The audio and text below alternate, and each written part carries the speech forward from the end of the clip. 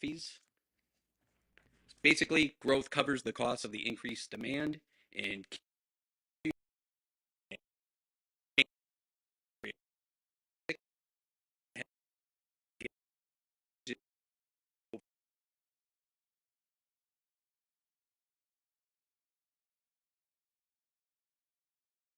um, if we go ahead and do increase, it has to be within 12 months of the study that we just completed, and there has to be a 90-day grace period from implementation to actually the paying of them. So this slide references the need for incremental increases based on the amount and circumstances. And like the city manager mentioned, we believe that we fall under the extraordinary circumstances provisions, and we'll get into that a little bit later. But this basically just tells you how you have to incrementally increase your your fees based on the findings of a study. So here we have other legal considerations on how we increase based on extraordinary circumstances and the requirements to do so. So, for example, 2 workshops and the voting requirements to implement them. And here we are at workshop number 2. So we're fulfilling that requirement, and then we'll get into what requirements will become forthcoming.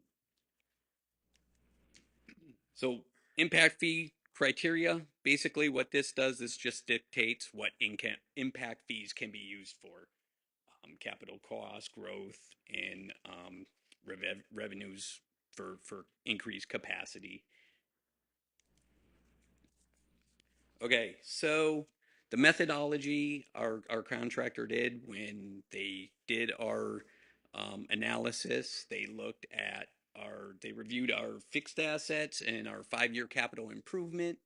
They separated by water and wastewater, each enterprise fund, looked at treatment and transmission, and looked at the capacity that we had throughout the city and used our level of service based on 100 gallons per day for water and 250 gallons per day wastewater, which is our basic ERU that we use.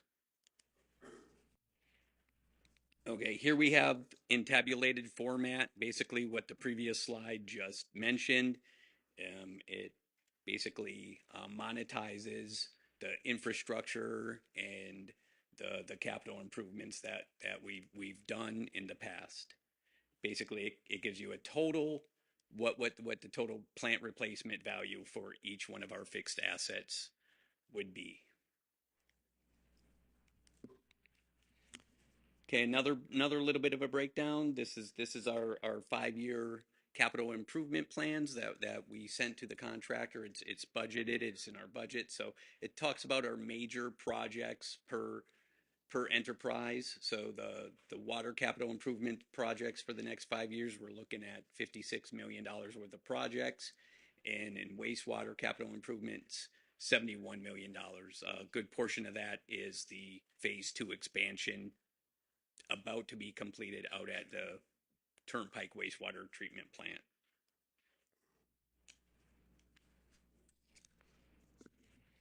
And then just going again on the tabulated form, this talks about our current inventory of assets and capacity. So we look at what we have. Well, the one slide said what we're building in the next 5 years, and this monetizes what we currently have. And again, based on the level of service of the 300 and 250 ERU. Okay, this basically will tell what the current impact fees are, the existing, and the proposed based on the results of the analysis. So currently we're sitting at $1,175 for water impact fees and $2,778 for wastewater impact fees. The results of the analysis are proposing we increase water to $2,039 and wastewater to $6,606. Wait, I take that back. $4,567. The two of those combined will give you the 6,606. So this is a graph, and it shows you where the current impact fees set to the far right, where you see in red, where the total is. I can't read that. Should be about 3,600 maybe. Okay, 35, 3953. So just short, shy of 4,000. We're way low compared to all our sister communities. And then even with the proposed increases, bringing it up to 6,606 for the combined water and wastewater impact fees, we're still right in the middle of the road, a little left of medium, but still looking fairly good compared to our sister communities. All right, this slide shows all the municipalities in the region that have increased their impact fees within the past 2 years. It's important to note that 16 of them have done so, and 3 of them have done so far this year. So this is not something that we're doing on an island. So the implementation considerations we have to look at is we're increasing them over the 50%, like the city manager said. So we have options. We can use the standard maximum statutory increase and phase it in evenly over 4 years, or we can pursue the one-time increase through the extraordinary circumstances provisions, which is what we're recommended. So what are those extraordinary circumstances? Um, we feel the extraordinary circumstances we've been experiencing do justify the use of the provisions, and essentially what it boils down to is the growth and increase in material costs and labor with regards to construction. And the slide breaks it down a little more detail. All right, so that concludes the presentation. What are the next steps? We've completed the first check there. That's a second extraordinary circumstance workshop. We've done that. So next up will be adopt a proposed impact fees at 2 ordinance readings, which will be the next 2 commission meetings. And that will help us comply with the Florida Impact Fee Act requirements. And then after the second reading, we do the 90-day grace period, and then we'll be implemented. That is all. Thank you, Cliff. Any questions from the commission? Any questions from the public? Seeing none, I will take a motion to adjourn this meeting. So moved. Second. Meeting's adjourned. Our second meeting will begin at 5:30. Thank you.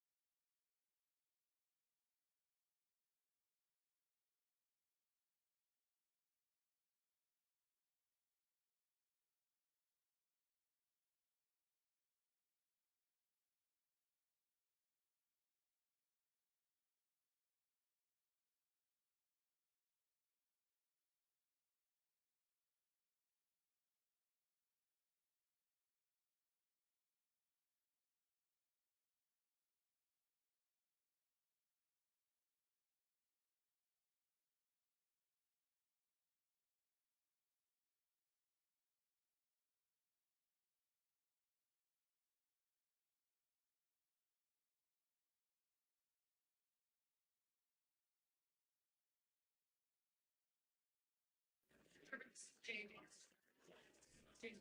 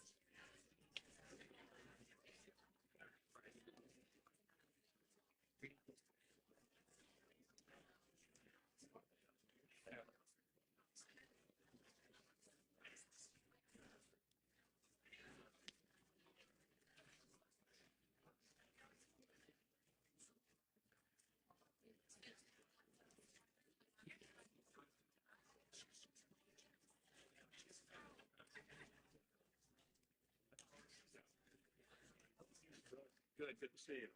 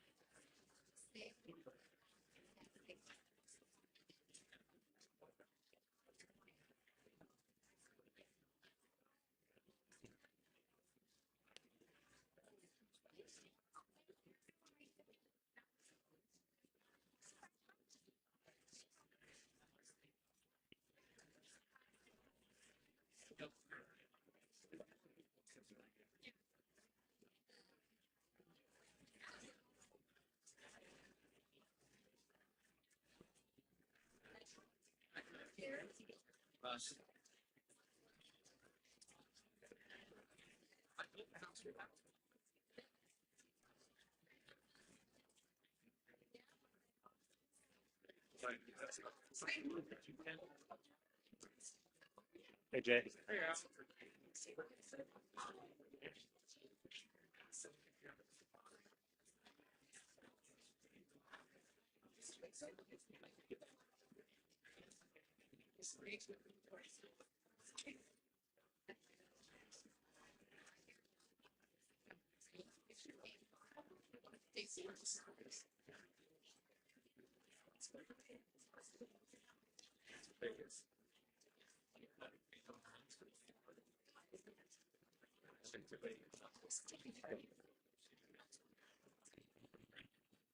We're going to call the Monday, August 25th City Commission meeting to order.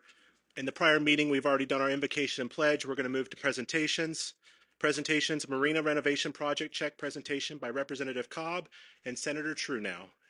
If you guys have anything you'd like to say, then we can do the presentation. Thank you.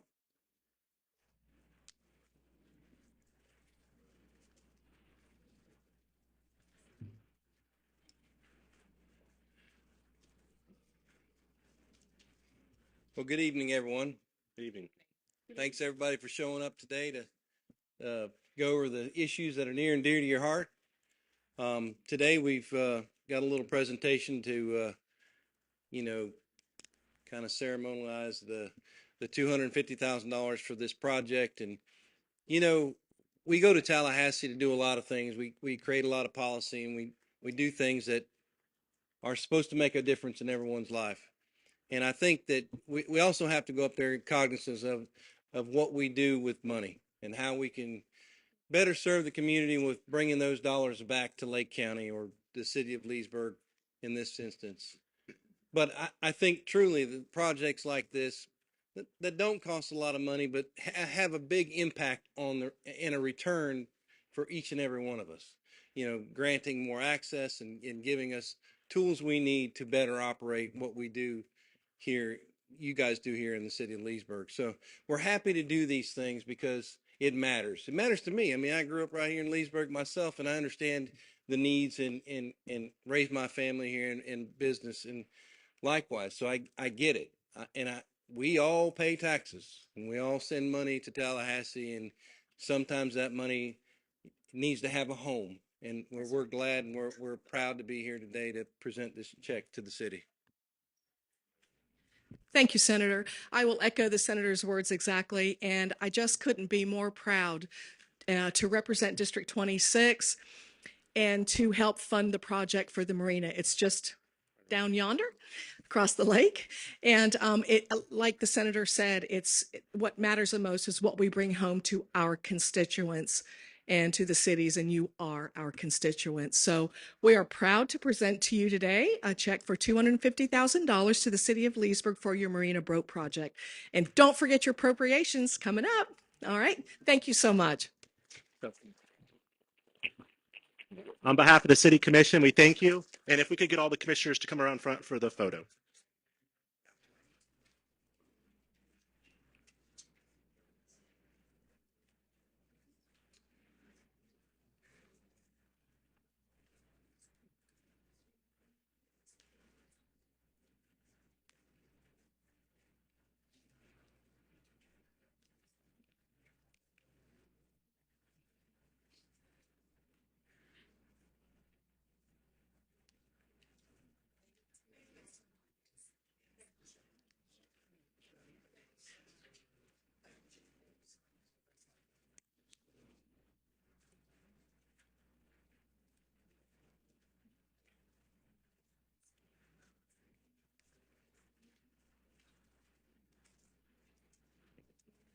Thank you again to Senator Truenow and Representative Cobb.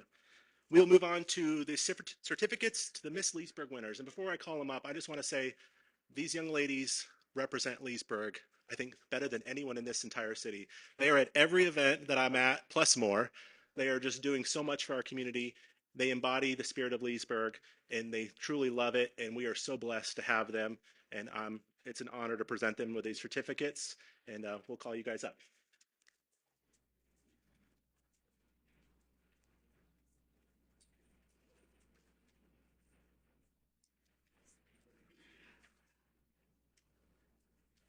Reese Pons.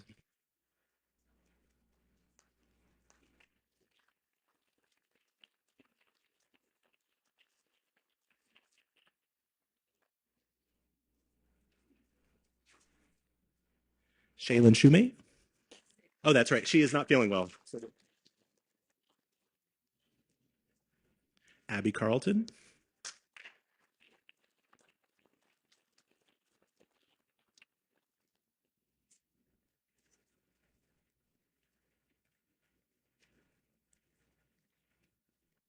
Sadie Starling.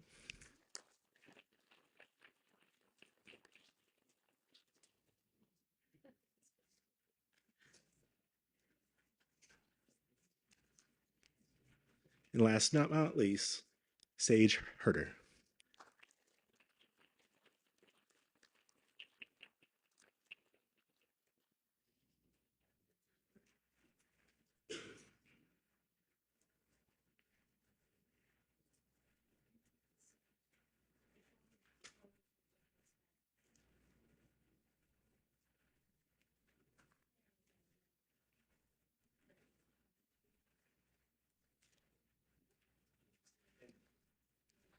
And Reese has a few words that she would like to say.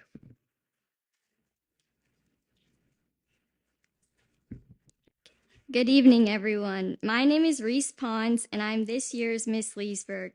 Here with me, as you heard, Shaylin couldn't make it today, but she's our teen Miss Leesburg. And then I have our junior Miss Leesburg, Abby, our little Miss Leesburg, Sadie, and our tiny Miss Leesburg, Sage. We want to take a moment to express our heartfelt gratitude for your unwavering support of the Miss Leesburg Scholarship Program. This program is a nonprofit educational youth initiative that teaches the importance of volunteering. It was founded nearly 40 years ago by the incredible Miss Linda Watts. Since its inception, the city has stood by us every step of the way, championing our mission to empower young women through education, community, and involvement, and personal growth. And it truly is because of your support that this program continues to thrive. Without it, none of what we would do would be possible. Being part of this program has been nothing short of life-changing, from forming lifelong friendships, yes, even with the mayor, to to seeing you, our commissioners, at nearly every event. I have felt a deep sense of community and support. Not only this, but all 5 of us have learned so much from your example. You lead this community with vision, dedication, and heart, and through your leadership, we have learned what it means to serve others, take initiative, and give back to our community that nurtures us. Your recognition of the value and impact of this program has not only encouraged us, but validated the hard work, dedication, and dedication of every young woman who has participated over the years. Your belief in this program and its mission has allowed generations of young women to grow, lead, and give back in ways they never imagined. Through this program, we have been inspired to step into leadership ourselves, to serve our city through community service, and to make a positive impact wherever we go. Your guidance and example show us that true leadership is not just about holding a position, it's about being present, encouraging others, and working tirelessly for the greater good. From the bottom of my heart, thank you. Your presence, encouragement, and continued investment in this program are the very reason it keeps going. We are so incredibly grateful to be part of a city that values education, youth development, leadership, and service. Thank you for helping young women grow into confident, responsible, and caring leaders who are ready to make a difference in our community and beyond. Thank you. I do have to say, and she mentioned it, but this program would not be what it is today without Miss Linda. Miss Linda, stand up. You deserve a round of applause for everything you do for it.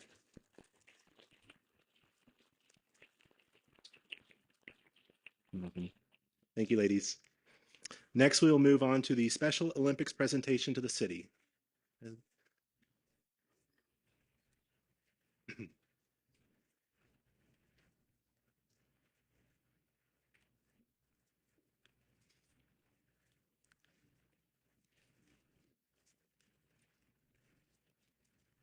Good evening. Thank you for your time today. This is our 4th year of coaching Special Olympics soccer, and each year we are faced with finding practice facilities. I am pleased to say that every time I've reached out to Travis for a location, he has provided. We cannot thank him and his staff enough for accommodating our team. Our soccer program, Leesburg FC, consists of both team competition and skill competitions. This year, our team placed 3rd place in regionals. We had 2 athletes compete in individual skills and placed 1st and 2nd in regionals. Those who competed in individual skills went on to compete at the state level at Disney's ESPN's worldwide sports complex. Both Evan and Colton received bronze medals in that competition. I want to thank you again to our city manager and our commissioners for their support and continued support to our recreational facilities. Thank you so much. And we have Michaela, do you want to give them the thank you cards? If Travis is here, is Travis here? We have one for him, and then we'll give one to the mayor, and then we have a certificate to present to you. Okay, and then here comes Travis right here. He's the man that made it happen. Thank you. All right, and then maybe you guys can stand with the mayor, and we could get a photo. You can take the photos. Thank you.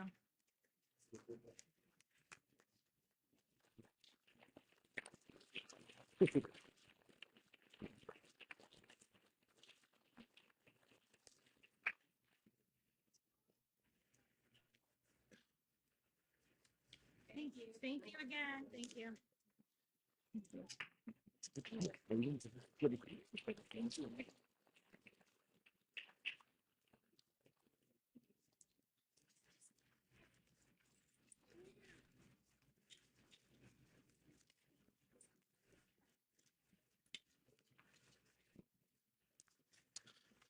All right. We'll move on to proclamations. We have none. We're going to move on to public comments. This section is reserved for members of the public to bring up matters of concern or opportunities for praise. Please note that issues raised during this time will not be discussed in detail during the current meeting. They will either be referred to the appropriate staff or scheduled for consideration at a future City Commission meeting. Each speaker is allocated 3 minutes to provide their comments. Kindly adhere to this time limit to ensure equal opportunity for all participants and to support the efficient conduct of the meeting. I would ask that this is for public comments, anything that's not on the agenda tonight. I would ask that you would form a line, you do state your name and address for the record, and everybody has 3 minutes. And before we begin public comments, if we can ask everyone to silence their cell phones. Thank you. Yes, ma'am. Good evening. I'm Teresa Connor, 910 Georgia Avenue, Leesburg, Florida. I am one of the CRA Community Redevelopment Agency Commissioner and for the Carver Heights and Mount Clair area. I would just like to give thanks to the Recreation Department, Tim, and also Public Works for Saturday for our community cleanup. Even though it rained and showered, we kind of worked in between that.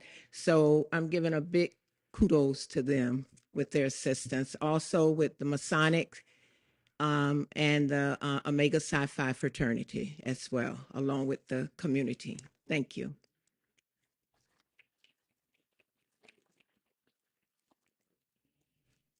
Hi, good evening, commissioners. My name is Lisa Hayden, and I live at 35121 Dennis Road in Leesburg. I'm here tonight with my neighbors who will be providing additional documentation substantiating our concerns surrounding Treasure Trove. For the past 3 years, we have brought to your attention the chronic flooding and stormwater failures at Silver Lake Point. These failures illustrate that the regulatory framework currently in place is not enough to protect nearby residents and public roads. Our neighbors' presentations will underscore the real possibility that Treasure Trove could experience the same runoff we witnessed at Silver Lake Point, as well as what happened on Britt Road in Mount Dora, where inadequate stormwater protections destroyed a local street, leaving residents inconvenienced for over a year. These examples demonstrate that the risks are not hypothetical. They are happening right here in our area. Another concern is that the original applicant, Jerome Hennon, who persuaded this commission to approve Treasure Trove, is no longer the one bringing it forward. he has entered into a memorandum of contract to sell to Southern Impression Homes, a company that builds primarily build-to-rent communities. This was never disclosed when the application was presented. Effectively, this is a bait and switch where the city approved one type of development, one for homeowners, but another entity with an entirely different business model is now poised to construct it. With this change, we respectfully request that the Commission support the community by arranging a public meeting with Southern Impression Homes. It is only right that the people most affected should be able to meet directly with the proposed builder, hear their plans, and make sure our concerns are understood before construction begins.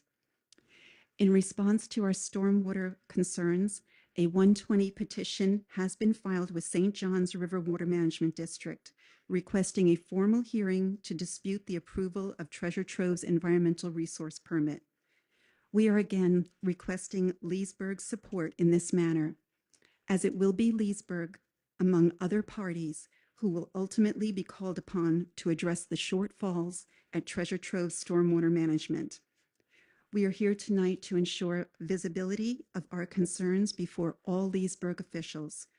Although we hope that harm does not come to our community, hope is not a plan, and based on the failures that you will see documented here tonight, we believe there's a real risk that Treasure Trove development could inflict lasting harm upon our neighborhood. Thank you very much for your support, and I just have a handout. You can continue.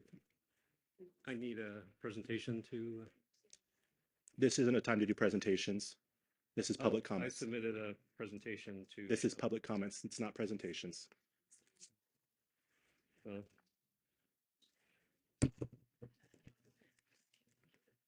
right, I will talk about it. This is crazy. All right, good evening. My name is Alan Chen, 8010 Treasure Island Road. I'd like to talk about Treasure Trove as well. Supposed developer Hennon finally officially bought the property just 3 months ago for approximately $1.6 million, but then flipped it to last month to Southern Impression Homes, as mentioned by Lisa. Half of Treasure Trove property along CR 44 is unusable wetlands, and tiny 1/7 acre lots for high-density housing are planned, along with clear cutting of all the trees along the road. So it's very, very sad. There are 12 other properties that will be directly impacted by Treasure Trove and possibly more, since these two wetlands, crosshatched areas in my presentation, are connected by a low-lying culvert. We expect the combined flooding from Treasure Trove and known flooding from Silver Lake Point to cause issues at both entrances, along with Hills of Leesburg, which also slopes down to the common wetlands, and possibly flooding CR 44 again. As mentioned by Lisa, we have continuing runoff from Silver Lake Point that's been affecting CR 44 into the lower lying privately owned wetlands for the past 3 years, even closing CR 44 once. And I have an example of one of many examples of runoff from just typical 1/2 inch to 1 inch afternoon storms that actually cover CR 44 and goes across the road. For history, Treasure Trove was voted down twice by your Planning and Zoning Committee, 7-0 and 5-2. But despite that and broad opposition, you still voted 4-1 to approve, with only Commissioner Cannell opposing. So after you were sold this bag of goods by Hennon, it will now be developed by yet another developer, as Lisa mentioned. Should this even be allowed? All those prior discussions were with Hennon, not Southern Impression Homes. So who is liable if there's flooding issues on adjoining properties and roads in the future? Is it Leesburg? Is it Hennon's company? Is it Southern Impression Homes? Is it the HOA who inherits the mess, or all of the above? Also mentioned by Lisa, Southern Impression Homes' primary business in the selling of homes as rental investments. This centers around property sales and management of those investments as rentals. Their own website says build to rent. Isn't it a bit hypocritical that the parent company of Southern Impression Homes, Sumitomo Forestry, owns the property that will be cleared of all trees? In summary, flooding is a definite concern for this area. In addition, it appears that Treasure Trove will now just become a glorified rental complex. Is build to rent Leesburg's definition of affordable housing, and how you envision this property's development? If the Leesburg Commission were aware, after multiple grand dog and pony shows by Hennon, that the only thing the developer really wanted to do was flip the property for profit after only 2 months of ownership to a build-to-rent outfit, would you have approved this bait and switch? This needs to be addressed. Thank you.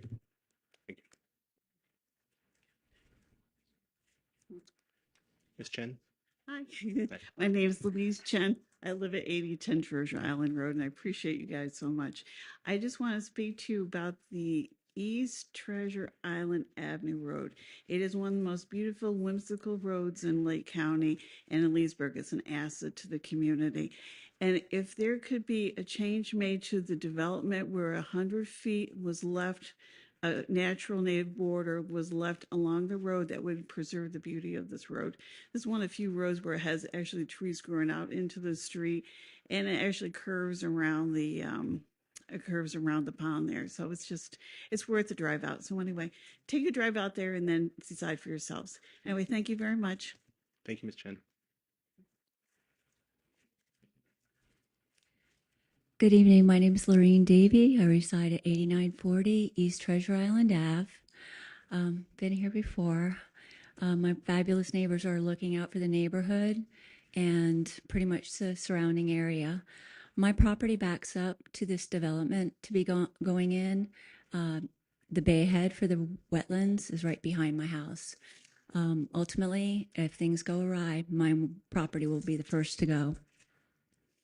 I don't know what recourse to take if that does happen.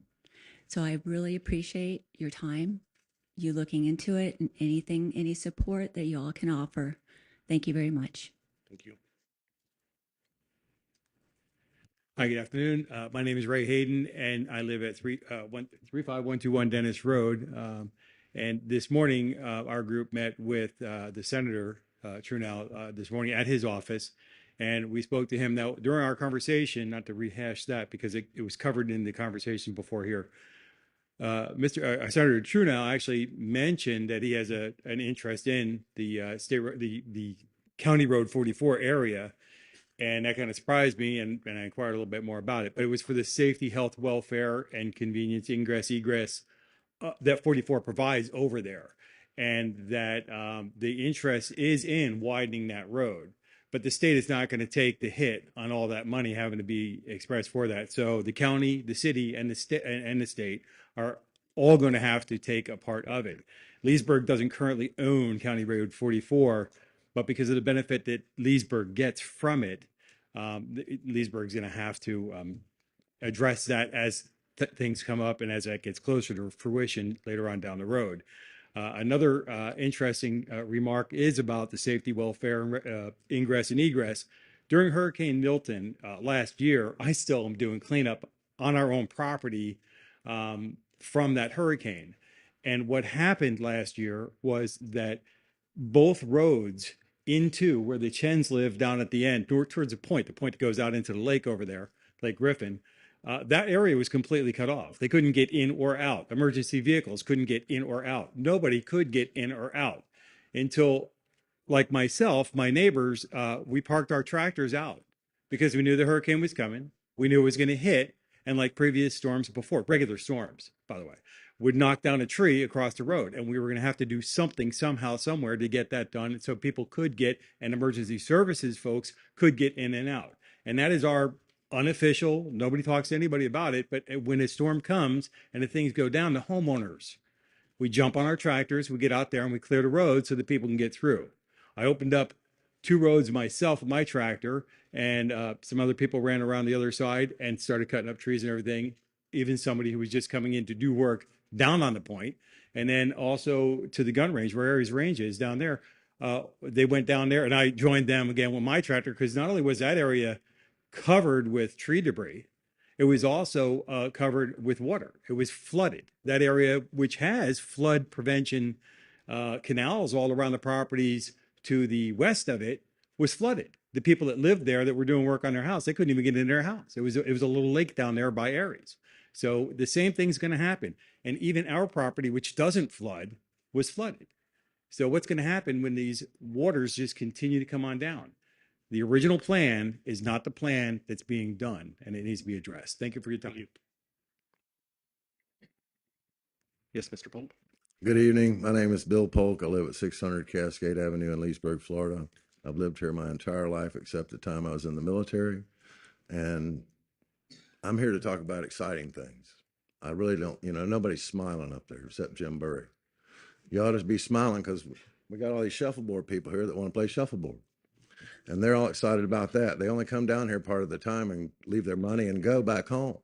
So we ought to be excited about that. They come down and play shuffleboard for a little while, then they go back home up north and get into cool weather again. But I've been paying taxes here since I was 24 years old to a house that I've owned. And part of that tax money goes to the recreation department. And so we've been paying taxes to maintain the shuffleboard courts for 50 something years that I'm aware of.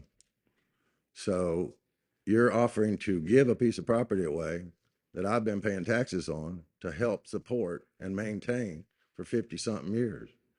And we have a group that wants to play shuffleboard, and we're going to deny them of that unless you build new courts, which I think is foolish. So I think you ought to maintain what we have, keep it going, keep the people happy, have them come down here and spend their money, enjoy Leesburg, Florida, like everybody else does, and go about our business. We don't have to tear those courts up and put anything on them, and we don't have to give them away. So, smile, Peterson. It's all good, man. And appreciate your time. And I would like to get on the agenda sometime soon to talk about various things. I could send you a list of what I want to talk about if you'd like that.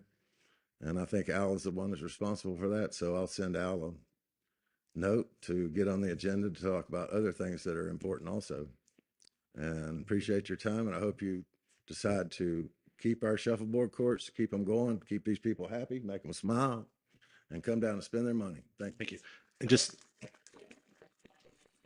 we're going to be respectful. There will be no clapping or cheering. And this is public comments for things that are not on the agenda tonight. Thank you. Yes, ma'am. Hi, my name is June Presley. I was a North up here. I grew up here. And I live at 3175 Bright Lake Circle. It's out in the Okahumpka area off of 33. And I grew up off of 48 West.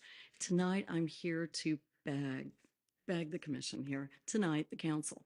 If y'all will please be mindful when we are having these first readings for the communities that are coming through, that are again for the development. The developers. We understand growth. I want growth. But unfortunately, the infrastructure, as of, I think I was up here speaking maybe 6 months ago, and I was talking to y'all about, being mindful and what's our plan. The road on 33 is just precarious in the morning. There are no turning lanes on Highway 33. And so when you're trying to turn left to go on 470 where the turnpike is, and I'm trying to go over to the villages to work, I'm at Middleton Charter School now, and it's dangerous. You can't, there's no turning right, there's no turning left, it's just the center, go straight. So you try to suck up as close as you can to allow people to get around you. And then you're sucking up, and now you're over in the lane where these big trucks are now turning, need wide turns. Now I'm in the way of being hit. And then we have people taking their lives into their hands going into the little turning lane that goes into the post office. And they're just jetting around the people. And I mean, it's like the OK Corral. Everyone is jockeying for a position to get through 48 and 33. And so I'm just asking you all, because of the fact that we have more developments, from what I'm understanding, and I was looking at an overlay and I was trying to count them all up, we're looking at now, I believe, 15, 20,000 homes that have yet to start, and yet they've, had that land sold, and they've already made it through their presentations. And now they're here. 2 of them, I believe, tonight are for first readings. So I'm just asking you, what's your plan? Because of the fact that when you get with the county is going to ask you, and you're going to ask the county, and everybody's going to go back and forth. But we're just the little people trying to get to work, and I'm not mad at y'all at all. I'm just praying that you'll help us with that, okay? And the little post office there, almost impossible to get to. So thank you so much. I love what y'all do, and thank you for helping our community. And please consider our little community out there. Thank you. Yes, sir. Joe Famasi, 2693 Jumping Jack Way. I'm here to talk to you today about the county charter. I'm hoping to rally you to oppose it. Florida has been a history of self-home rule, and to me, the county charter idea threatens that idea. I hope that you recognize that you have a right to govern your own area. Under this county charter, the JPAs could end up going away. You could end up not having a chance to negotiate. Instead, you could just be handed and have to accept what they hand you. Roads. If the county decides that they don't want to pay for the roads anymore, under the county charter, they could turn them over to you. And then you're going to be scrambling to try to find funds to take care of these things. I really hope that you will consider asking them not to do a county charter and to respect your home rule. Thank you for your time. Thank you.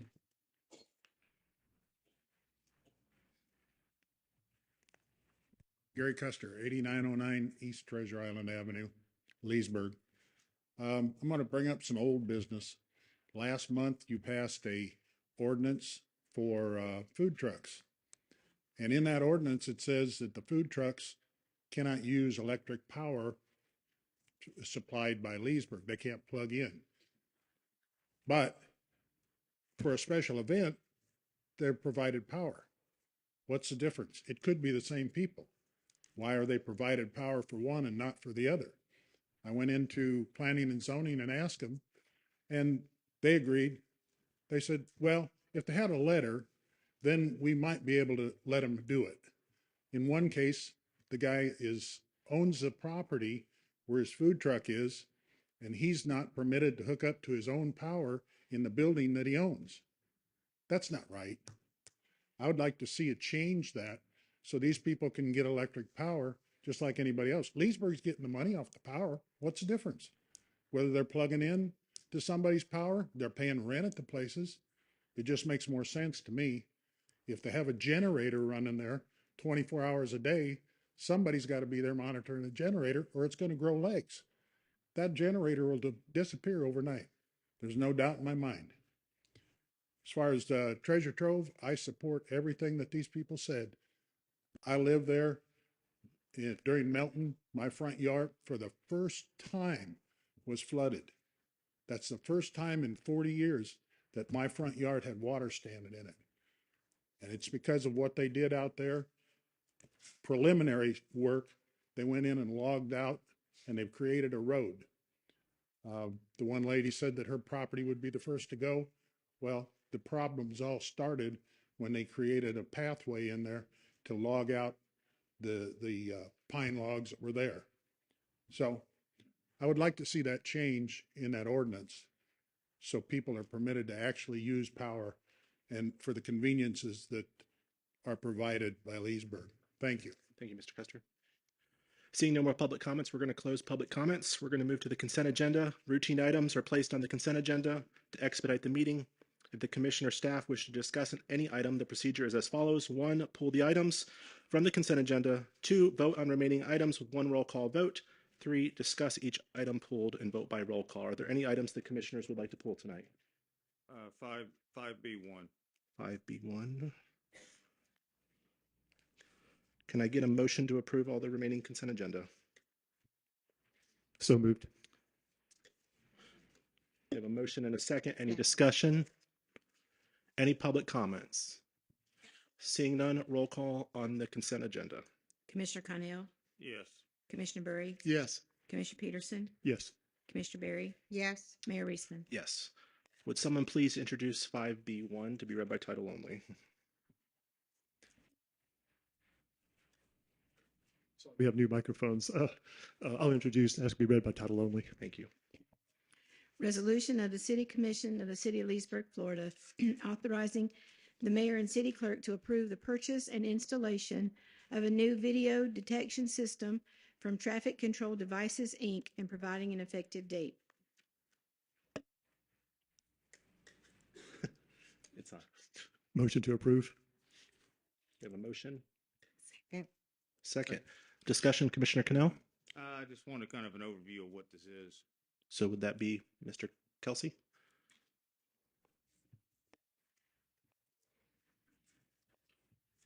Good evening. Cliff Kelsey, Public Works Director. So Commissioner, basically what this is we're doing some paving in that intersection. And when we mill up the ground, we're going to mill up the existing sensors that are under the asphalt. And the counties go into a video detection system so that when we mill up future intersections, we don't always have to replace those sensors. So this is just standard operating procedures from the county, so that we can pave that intersection and get it up to quality. Okay, so we're not adding any more. Negative. No, sir. Thank you, sir. Any other further discussion? Any public comments? Seeing none, roll call on 5B1. Commissioner Burry, Yes. Commissioner Peterson, Yes. Commissioner Berry. Yes. Commissioner Connell, Yes. Mayor Eastman. Yes. We're going to move to Section 6, Public Hearings and Non-Routine Items. During public hearings and non-routine items, the Commission requests that those in attendance respect the process and maintain order. As such, in accordance with Robert's Rules of Order, please refrain from speaking out, cheering, or applauding during these proceedings. Your cooperation helps ensure a fair and respectful hearing. I would ask for our City Attorney to swear in anyone speaking this evening. There you go. It's on.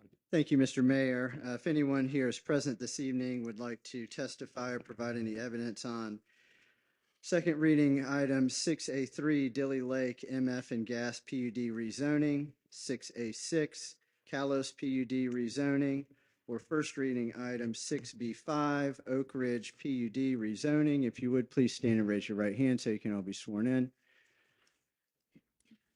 Do you swear or affirm that all testimony you'll give tonight will be the truth, the whole truth, and nothing but the truth? I do.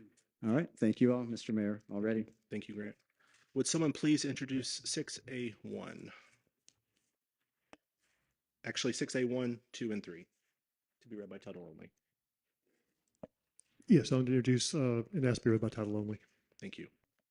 6A1, an ordinance of the City of Leesburg, Florida, annexing certain real property consisting of approximately 24.43 plus minus acres, being generally located west of U.S. Highway 27 and north of Ronald Reagan Turnpike, lying in Section 6, 7, and 12, Township 21 South, Range 24 and 25 East, Lake County, Florida, provided that said property so annexed shall be liable for its proportionate share of the existing and future indebtedness of said city, providing that such annexed property shall be subject to all laws and ordinances of said city, as if all such territory had been a part of the City of Leesburg at the time of passage and approval of said laws and ordinances, providing that such annexed territory shall be placed in City Commission District 3 and providing an effective date. 6A2, an ordinance amending the future land use map of the comprehensive plan of the City of Leesburg, changing the future land use map designation of certain property containing 24.43 plus minus acres from Lake County Regional Office to City of Leesburg General Commercial for property generally located west of U.S. Highway 27 and north of Ronald Reagan Turnpike, lying in Section 6, 7, and 12, Township 21 South, Range 24 and 25 East, Lake County, Florida, and providing an effective date. 6A3, an ordinance of the City of Leesburg, Florida, changing the zoning on approximately 24.43 plus minus acres from Lake County PUD and to City of Leesburg PUD planned unit development to allow for the development of 300 multifamily dwelling units and convenience store with 16 fueling stations for property generally located west of U.S. Highway 27 and north of Ronald Reagan Turnpike, lying in Section 6, 7, and 12, Township 21 South, Range 24 and 25 East, Lake County, Florida, and providing an effective date. Motion to approve. Second. Dan? Thank you, Mr. Mayor. Dan Miller, Planning and Zoning. This overall proposal, excuse me, as stated, consists of approximately 24 plus or minus acres. It's generally located west of U.S. Highway 27 and north of the Florida Turnpike. It is a request for annexation, small-scale comp plan, and rezoning. Future land use on this project is being requested to go from Lake County Regional Office to City of Leesburg General Commercial, and the zoning would go from Lake County PUD to City of Leesburg SPUD, which is Small Plan Unit Development. Under the background, the request is, as stated, for future development of 300 multifamily units plus a commercial site along US 27, which would consist of a maximum of 10,000 square feet of commercial space as seen in the conceptual site plan. Under the PUD requirements proposed, this will consist of, again, the 300 multifamily units, which are apartments, with a 3-floor maximum height, and commercial development along US 27. That would be 10,000 square feet of retail uses. The site plan right now proposes about 6,000, but they could max out at 10. There are no other uses permitted in the proposal. Under the design and architectural standards, there are the standard PUD architectural requirements that will apply. There is a list in the PUD zoning, and the developer is required to select 5 architectural features from that list. The city will also be requiring dark sky lighting. Significant buffering to adjacent properties is provided in the PUD. 35% of the property must be an open space, including a 25-foot buffer tract around the entire perimeter of the property. And all of the landscape buffers must be maintained by the Property Owners Association. There's also a requirement for a 4-foot-high earthen berm along US 27, plus appropriate landscaping on top of the berm itself as a visual and noise buffer. Bahia or Bermuda grass is required in place of St. Augustine grass, and there will be a full landscape plan required during the plan review process. The city will be allowing monument signs on the 2 parcels. We're asking for a maximum height of 25 feet on these and a face area of 80 square feet. The reason we're asking for these signage, it's different from our standard codes, but due to the fact that this is a high-speed roadway and limited access, staff does feel that a slightly taller sign is a little bit easier to see. In addition, the apartments will have a decorative entry feature sign of concrete, brick, or stucco, no more than 5 feet in height on each side of the roadway. Under recreation, there's a requirement of a minimum of 1.4 acres, which will be set aside for various amenities, including swimming pool, clubhouse, building, a walkway, a trail, which makes a circumference of the retention areas on the retention pond on the south side of the development. There'll be a children's playground with play equipment and a separate enclosed or fenced dog park.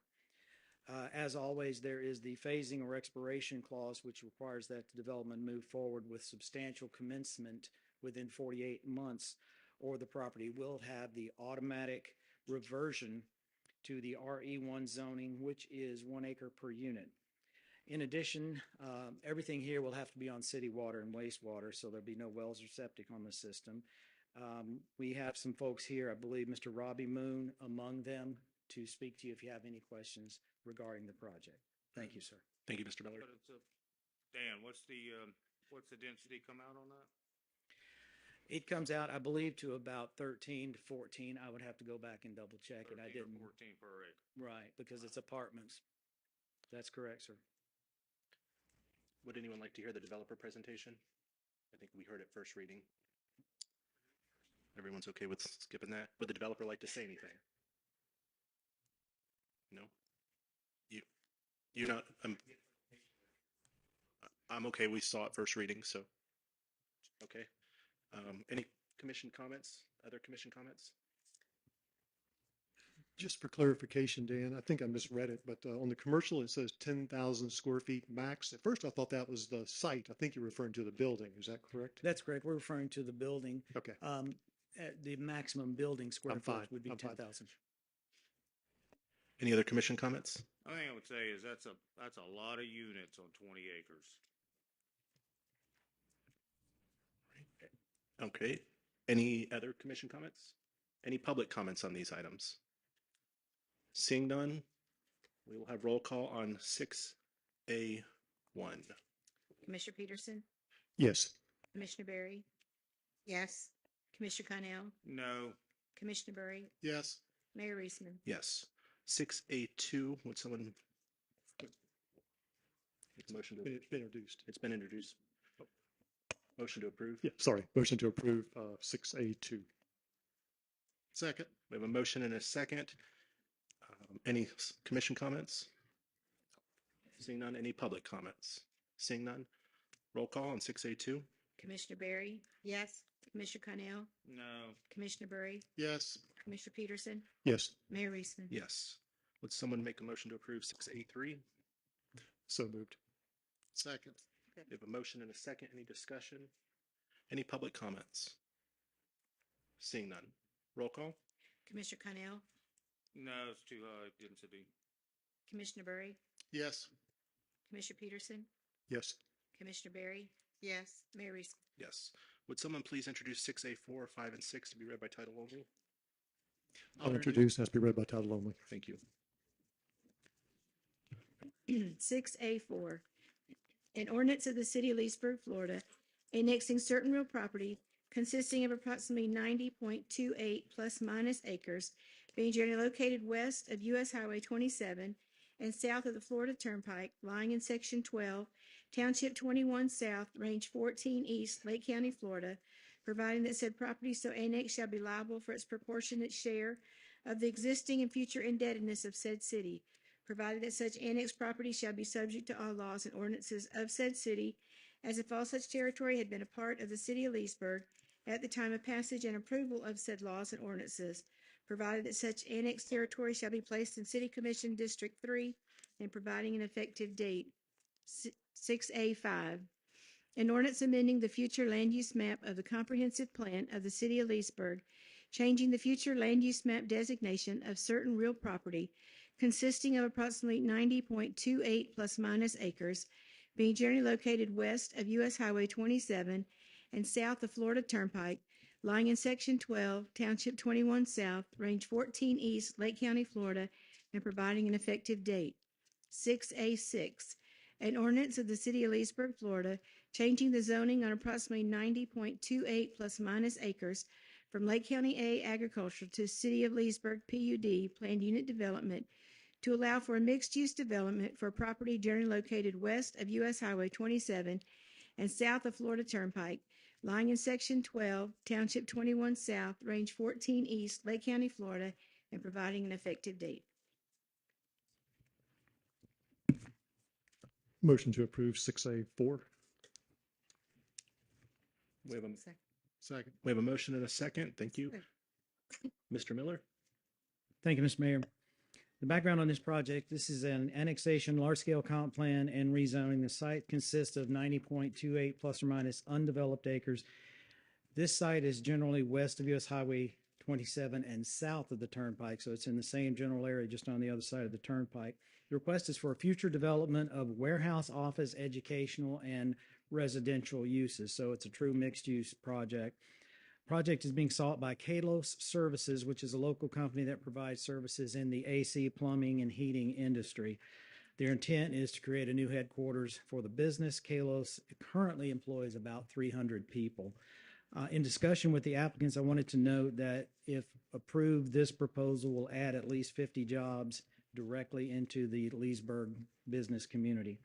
So again, it's under the overall proposal. We're looking at 90.28 acres. The comp plan request is going from Lake County Regional Office to City of Leesburg General Commercial, and the zoning request would go from Lake County Agriculture to City of Leesburg Planned Unit Development.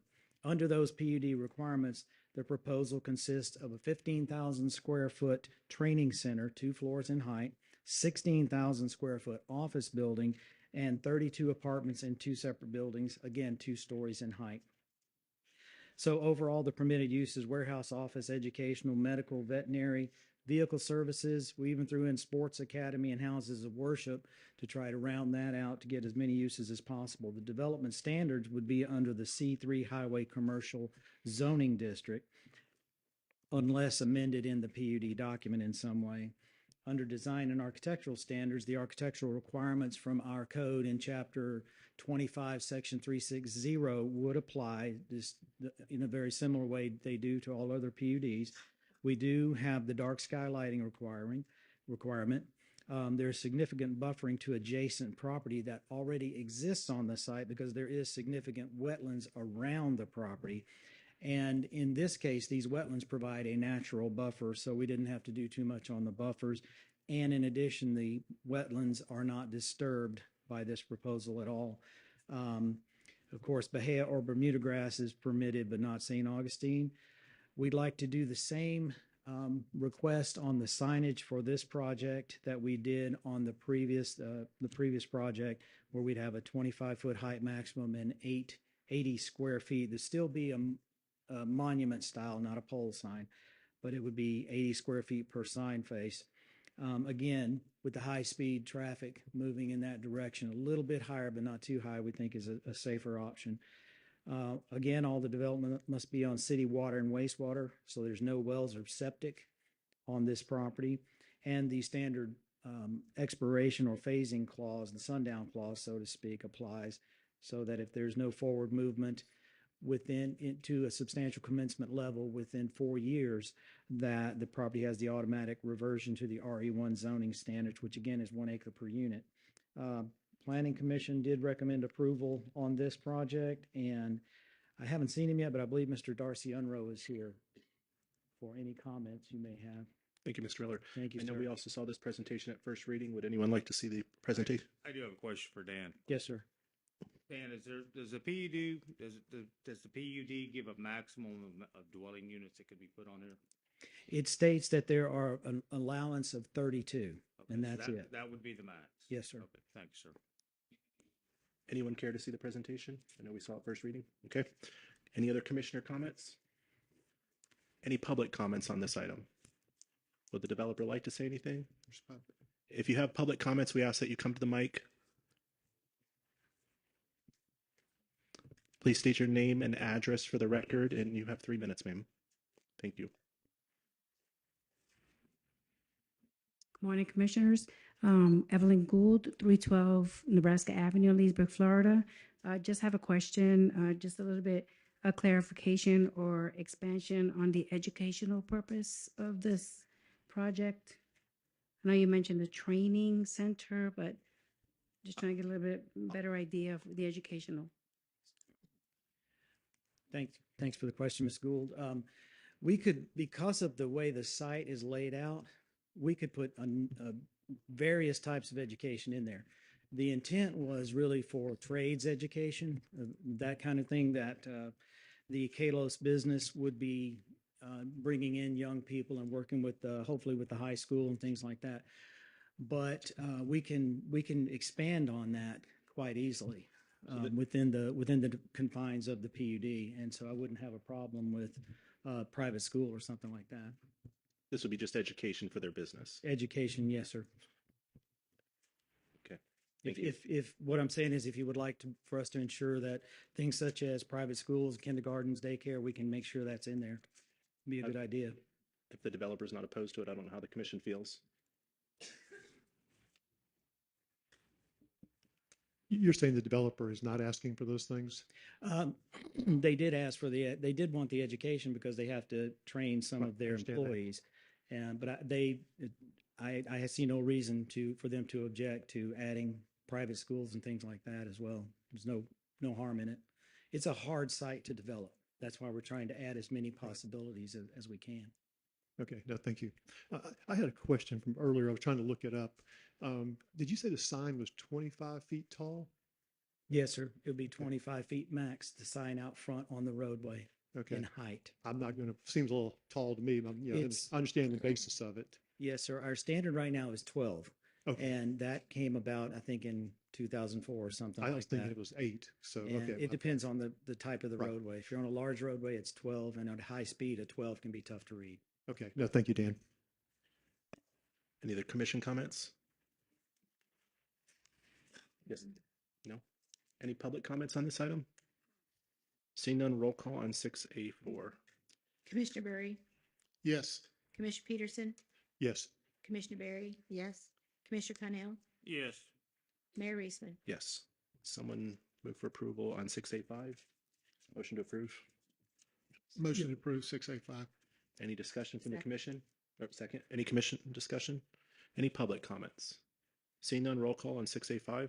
Commissioner Peterson, Yes. Commissioner Berry, yes. Commissioner Connell, Yes. Commissioner Berry, Yes. Mayor Reisman. Yes. Someone do a motion to approve 6A6? So moved. We have a motion and a second. Any discussion? Any public comments? Seeing none, roll call? Commissioner Berry, Yes. Was that Barry or Burry? Barry. Yes. Commissioner Connell, Yes. Commissioner Burry, Yes. Commissioner Peterson, Yes. Mayor Reisman. Yes. Would someone please introduce 6A7? I'll introduce and ask to be read by title only. Thank you.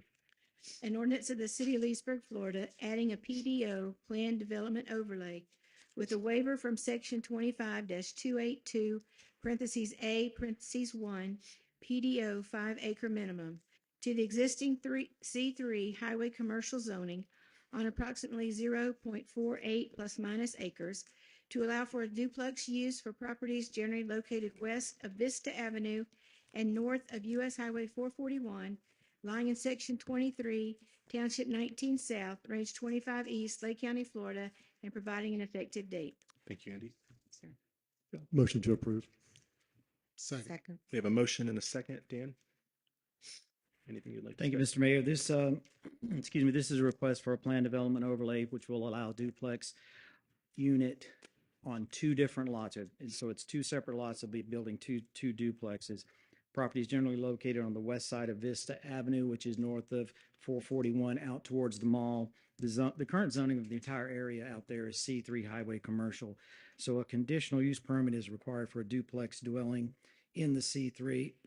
Excuse me.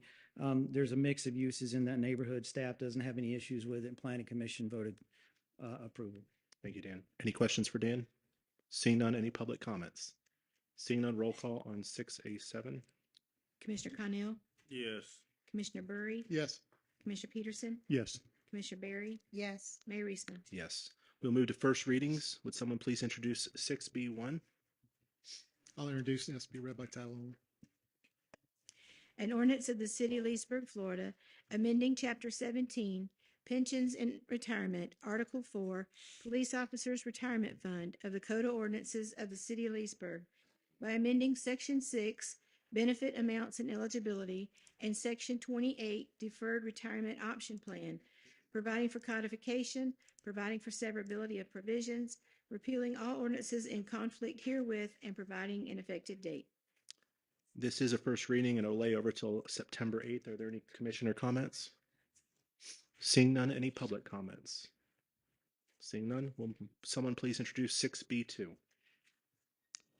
I'll introduce and ask to be read by title only. Thank you. An ordinance of the city of Leesburg, Florida, amending chapter 17, pensions and retirement, article 3, municipal firefighters pension of the Code of Ordinances of the city of Leesburg by amending section 1.1 definitions, section 1.3 participants contribution account, section 2.2 normal retirement and retirement income, providing for inclusion in the city's Code of Ordinances, providing for severability, repealing all ordinances in conflict herewith, and providing an effective date. Thank you. This is also a second reading and will lay over till September 8th. Are there any commission comments? Seeing none, public B3, 4, Introduce, and 5. introduce 6B3, 4, and 5 by title only. Thank you. 6B3, an ordinance of the city of Leesburg, Florida, annexing certain real property consisting of approximately 596.29 plus minus acres, being generally located east of County Road 48 and south of Ronald Reagan Turnpike, lying in sections 28, 29, and 32, Township 20 South, Range 24 East, Lake County, Florida, providing that said property so annexed shall be liable for its proportionate share of the existing and future indebtedness of said city, providing that such annexed property shall be subject to all laws and ordinances of said city, as if all such territory had been a part of the city of Leesburg at the time of passage and approval of said laws and ordinances, providing that such annexed territory shall be placed in City Commission District 3 and providing an effective date. 6B4, an ordinance amending the future land use map of the comprehensive plan of the city of Leesburg, changing the future land use map designation of certain property containing 596.29 plus minus acres from Lake County Rural to City of Leesburg Estate Residential for property generally located east of County Road 48 and south of Ronald Reagan Turnpike, lying in section 28, 29, and 32, Township 20 South, Range 24 East, Lake County, Florida, and providing an effective date. 6B5, an ordinance of the city of Leesburg, Florida, changing the zoning on approximately 596.29 plus minus acres from Lake County A agriculture to City of Leesburg PUD planned unit development to allow 912 single-family attached and detached units for property generally located east of County Road 48 and south of Ronald Reagan Turnpike, lying in sections 28, 29, and 32, Township 20 South, Range 24 East, Lake County, Florida, and providing an effective date. Thank you, Andy. This is also a first reading, and it will lay over till October 13th. Dan?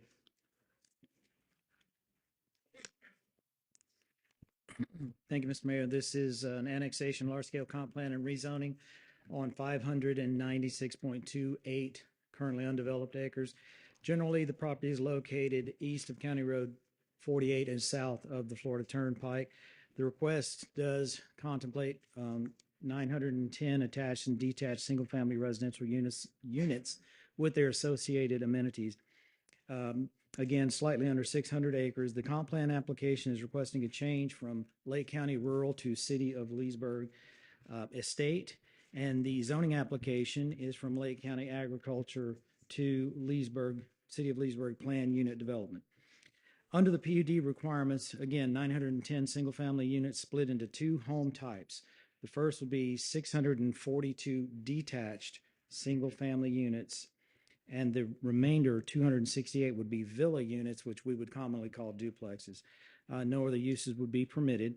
So there'd be 268 villa units on 35-foot lots, meaning each side of the villa. You get a 70-foot lot for one villa, and a minimum house size of 1,200 square feet. On the detached units, you'd have 37 of those would be on 70-foot lots, 46 on 60-foot lots, and 559 on 50-foot lots, with a 1,800, 1,700, and 1,500 square foot living area under roof, descending in that order. Under design and architectural standards, they are required, and as shown in the exhibits, with 2 floors as the minimum height and 2 off-street parking spaces for each unit. 35% of the property must be in open space. We do have dark sky lighting, trees required in each yard, 25-foot landscape buffer required along the entirety of the property, except where it is not needed due to existing wetland areas. There's a 3-foot berm with a 4-foot fence on top of the berm along County Road 48. There's also a fence along the perimeter, except where there's a berm or wetland present. Sidewalks are required throughout the development. Again, Bermuda or Bahia grass are permitted. Access is as shown on the site plan along County Road 48, and it will be required to install all of the applicable requirements for turn lanes, XL, decel lanes, et cetera, as Lake County requires, and our PUDs are written to support Lake County in that fashion. The main access point would be a boulevard-type roadway, landscape median at least 8 feet in width, and enough lane area for emergency vehicles to maneuver. Again, a decorative entry feature for signage at least 5 feet in height on each side of the roadway on the entryway, or the sign could be in the middle of the landscape median at the boulevard entrance. There is interconnectivity with the adjacent subdivisions as shown on the site plan. 4.18 acres of the property will be required to be designated specifically for recreation uses, which includes a pool, cabana, children's playground, dog park, and a walking nature trail designed to blend into the neighborhood and the wetlands areas. Again, utilities are required from the city, so there can be no wells or septic on the property. The expiration and phasing clause, which you're familiar with, within 48 months is in this one as well, the automatic reversion to RE1 zoning. Mr. Logan Opsel of Lowndes, Dostrick, Cantor, and Reed of Orlando is here to answer any questions you may have. I believe we have this one. This one will go to the State of Florida Department of Commerce, and currently we have it scheduled for October 13, I believe, is the second reading. Thank you, Dan. Any questions for Dan from the commission? How many units then? It's showing 910. 910 units. Wow. Yes, sir. Very large. Thank you. Any other commission comments? Would the developer like to come up? Is Mr. Opsel here if you'd like to? He's on his way, Mayor. Yes, sir. Thank you.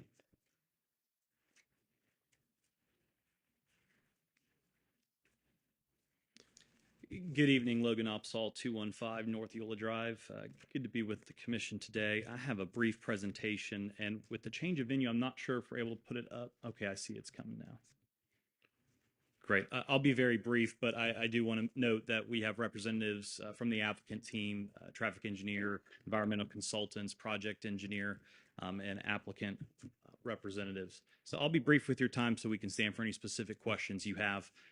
My presentation largely contains a few maps and amenities and items that this project will include. So as you can see, this is the boundary map from the city of Leesburg. The property is bounded to the north, south, east, and west by city of Leesburg property. This is a look at your future land use map. And finally, zoning. So surrounded by other planned unit developments, and of course the age-restricted, what's referred to as secret promise development is across 48. Similar to the PUD map, these are other approved projects in the area. The proposed project before you contains a 1.53 dwelling unit per acre density count. Previously, this property was used for sod stripping and some cattle operations. You can see from this aerial the sod stripping exercises, which we've noted have some drainage and runoff issues, as you may imagine from the nature of that business. So part of our project will also have some wetland creation and much wetland preservation, which I'll touch on in a couple slides here. It's fully amenitized, so lots of multi-use trails, nature trails, parks, activity center, pool. Dan touched on that in staff presentation. We did have a community meeting some months ago, which addressed things like the clustering of units across the property and the upland portions, which you saw in the aerial, and then again, preservation of the wetlands present on the property. The PUD ordinance before you has the standard 35% minimum open space. This project will account for up to 70%. It's at 70%. And during that community meeting project, we also specifically talked about these nature trails. There's a portion of the project on the eastern side that protrudes out into the lake slightly. One specific ask was that the nature trails not be included on that portion, which the applicant is happy to accommodate. Here's a look at again, where the wetlands are preserved. That's that 70% open space. Also around the wetland area, we'll have the natural vegetation. There is some wetland creation and expansion on the property. You heard me note on the sod stripping operations, a lot of that's just draining out. And so with this wetland enhancement, we'll be able to filter that again through the natural vegetation around those areas as well, properly filter that runoff and wetland surrounding areas as well. Continuation of this slide, promoting again the natural vegetated buffers, enhanced stormwater treatment, preventing that runoff that we see in the current condition, additional habitat for wildlife as well. Importantly about this project is just the amenities, the focus on the nature, passive recreational benefits, the trails and boardwalks, which we outlined. It will also include educational signage and neighborhood parks. There's a current upland kind of island and older tree in the area that will be preserved as part of the history of the site as well. With that, I'm happy to answer any specific questions the commission has, and thank you for your time. Thank you, sir. Any questions from the commission? Seeing none, any public comments? If you would, please come up and state your name and address for the record.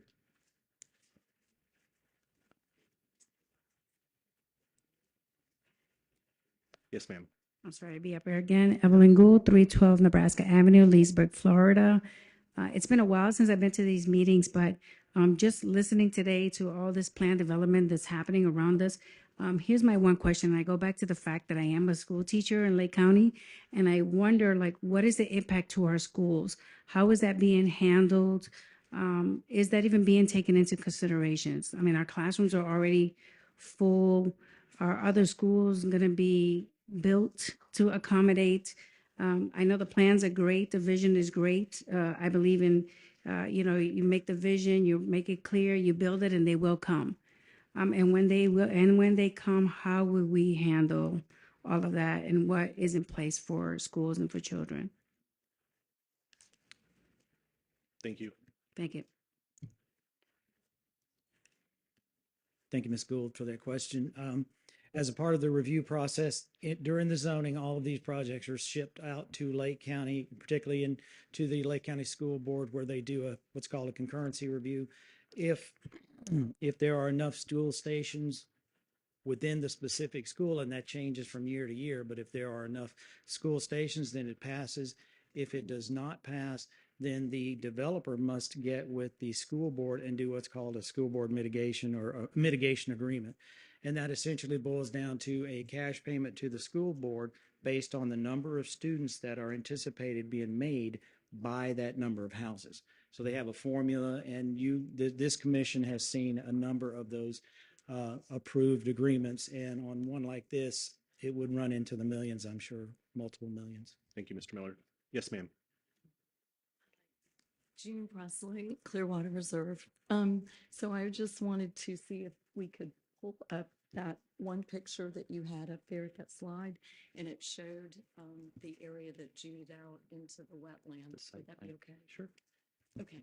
So that green section there, where the purple, that Ma'am. nice little rectangle. Ma'am, maybe, Okay, yeah. so the rectangular section that jutes out into the wetland area, I just wanted to make sure for the record that they will not be putting a nature walk or anything that goes out into that area, because as of now, we are receiving every type of species that's never been out there in our community.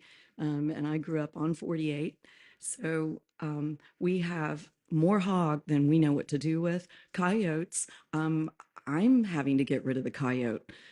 We have so many, we have bear now, we have beyond deer, we have everybody showing up. So all of this is going to now create more movement. And that's the other thing we're saying, well, how are we supposed to handle the infrastructure just from the animals?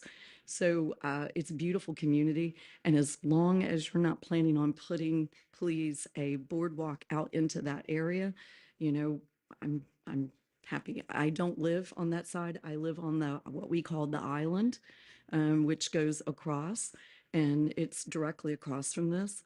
And we are on the water, but it's natural. Everything's natural. We don't touch anything out there. It's a great airboat lake. So, but that's about it. It's not really a lake anymore. It's just a marsh. Mm-hmm. So thank you very much. And I hope that you'll consider that. Thank you. Thank you, ma'am. Yes, Mr. Polk. Bill Polk, 600 Cascade Avenue. Dan, you said there was 5 acres of recreation available for that?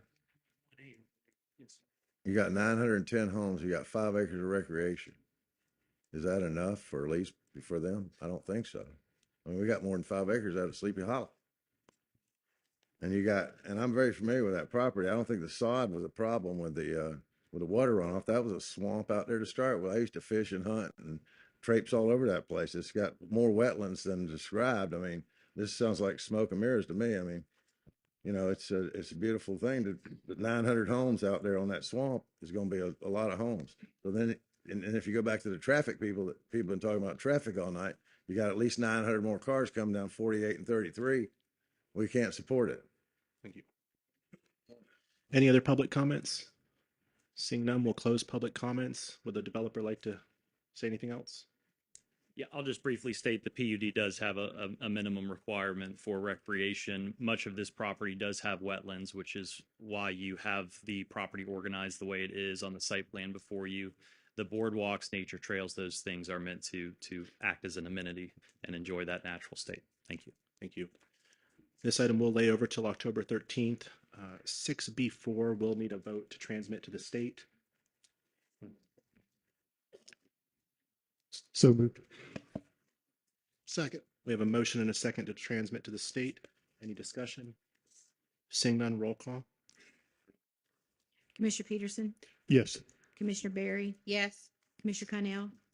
No. Commissioner Burry? Yes. Mayor Eastman? Yes.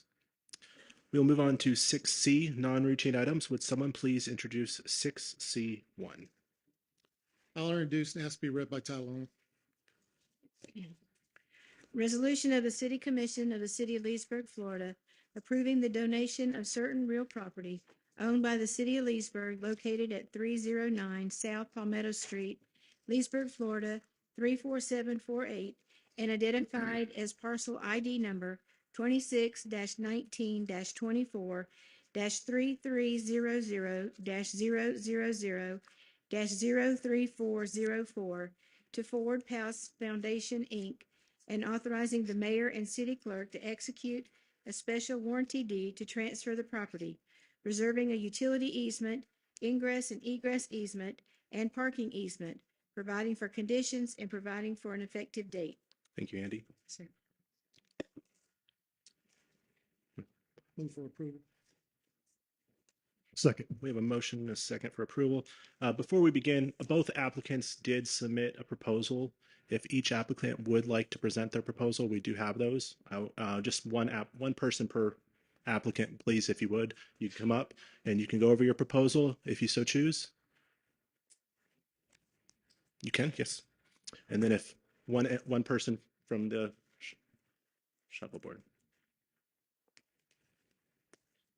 Just in the 1,000-foot overview, we're proposing continued access to the shuffleboard courts on Palmetto Avenue with a little money from the city to refurbish those courts and make them all they can be.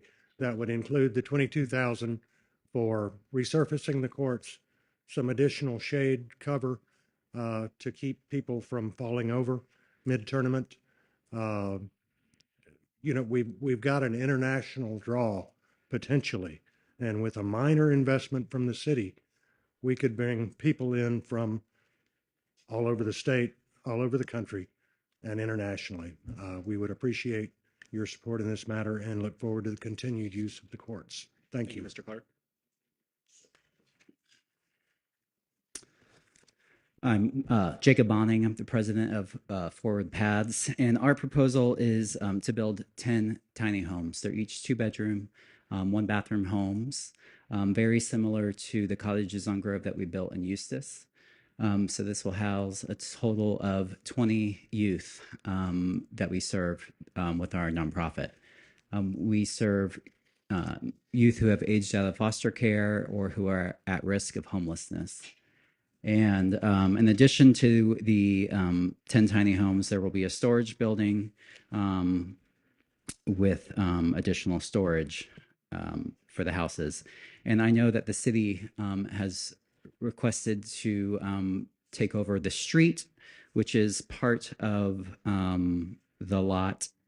Currently, Woodward is included in the boundaries of the lot, and potentially an additional 30 feet of space coming off of that street for additional parking that the city can use for future recreation, perhaps pickleball or some other kind of recreation in the area. So we are willing to subtract that. I think it's about 50 feet from the north end of the lot for the city's use. So that will provide us enough space for, we think, about 15 parking spaces for the homes, which when we built the tiny homes in Eustis, they did tell us that we needed 2 spaces per home. So that's 20 spaces that we need. So we would need to share some of that city parking technically for these homes, but really we won't, because most of the youth in our program do not have vehicles. So some of them do, so we will need some parking for them, but the 15 spaces that we've allocated should be adequate. There's been some confusion over that we're also taking over the tennis courts, and we're not asking for anything from the tennis court site. And we're also not asking for any of the city's budget to be applied to this building project. We will fund the project on our own entirely. So, thank you. Oh, no. So just so you know, we're going to be respectful of both sides. And as I said earlier, no clapping, cheering, or applauding. We're going to be respectful. So no matter if you're for one or the other, we're going to be respectful. I would ask, we're going to open it up for public comments. If you would, I would ask that you please form a line, state your name and address for the record. I would ask to refrain from being repetitive in your comments. You have 3 minutes, and we will be adhering to that 3-minute time frame. Yes, ma'am. My name is Dr. Margaret Denk. I am the clinical director for Forward Paths. My address is 31600 Camp Challenge Road. I live in Sorrento, but the business address would be here in Leesburg for business purposes on Main Street. And the good that the tiny homes can do for our youth, while I can certainly appreciate the need for recreation and the ongoing need for space for people to continue the shuffleboard. And that, while that is important, we are talking about a crisis of young people who are unhoused, who are in desperate need of a place to go. And so respectfully ask that that become the primary consideration as we move forward with this. Thank you. Thank you. I would ask that the talking be kept quiet, please, so it's not disrespectful and it's easier for everyone to hear. Mr. Bullock. Hello, Robert Bolick, 1206 South 8th Street, Leesburg. The City Commission has not done their due diligence in evaluating this land for current and future use for parks and recreation. This item should be tabled until proper evaluation can be performed. The City Commission should not proceed with giving this land to Forward Paths or any other organization until such evaluation is completed and brought back to the community for decision. I understand the city has given land away to other organizations in the past. I do not know the circumstances behind this, therefore I have no comment.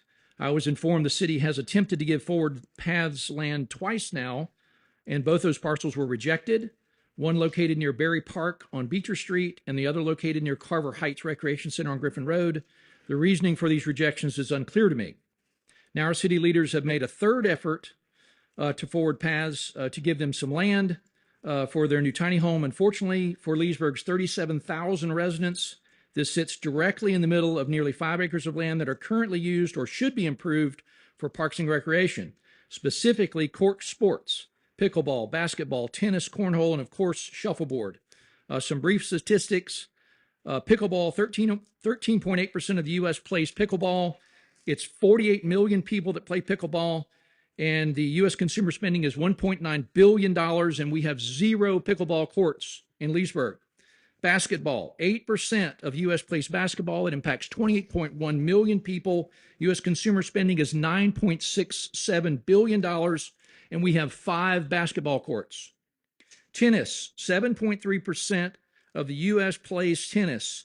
That's a 32% increase in the last 5 years. 25.7 million people play tennis in the U.S.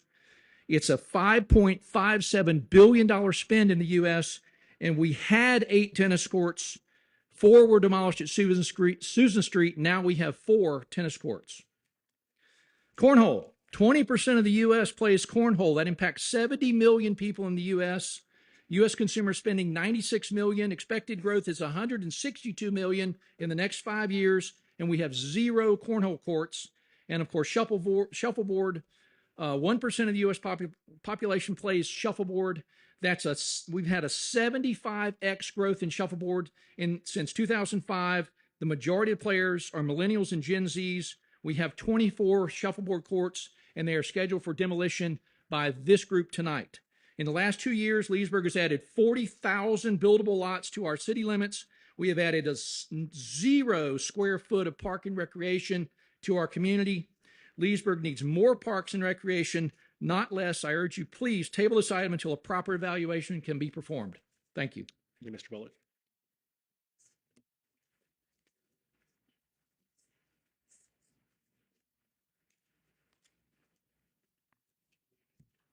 I am Gail Howell. I'm president of the Shuffleboard Courts in Leesburg. I live at 1313 Moray Court in Leesburg. I have some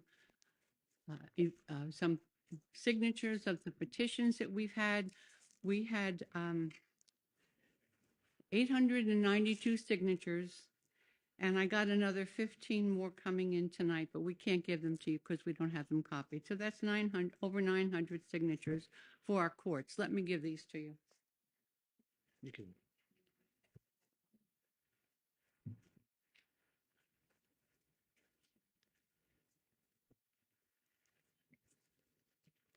These signatures reflect support for the following requests.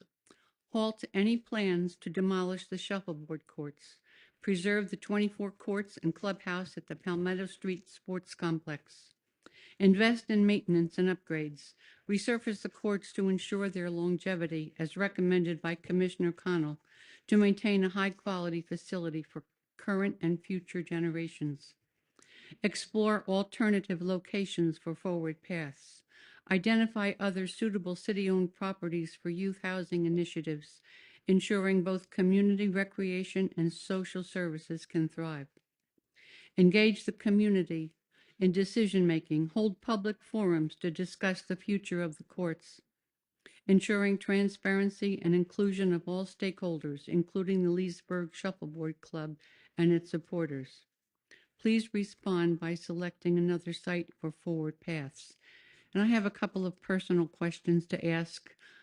First, I like to know why everything has been so secretive. It just happened to be mentioned by a council person that you were going to do away with our courts. We don't think that's fair. Why are you putting us down instead of praising us? We have players who play in district, in states, in masters, in senior games and nationals. We have many of them. Many of them are here.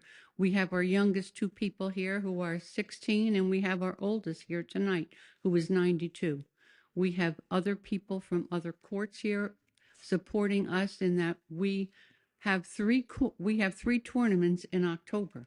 What do we do about these? Are we going to be able to play? One is the state tournament. These are made up way ahead of time. Why are you trying to make us the bad guys? It seems like every time we come up here, we're the bad people, and we are not letting the youth in. We have a homeless person of our own who comes to play shuffleboard. We've taught him, and he's getting pretty good. We don't want to turn down these kids. We just don't want them on our courts.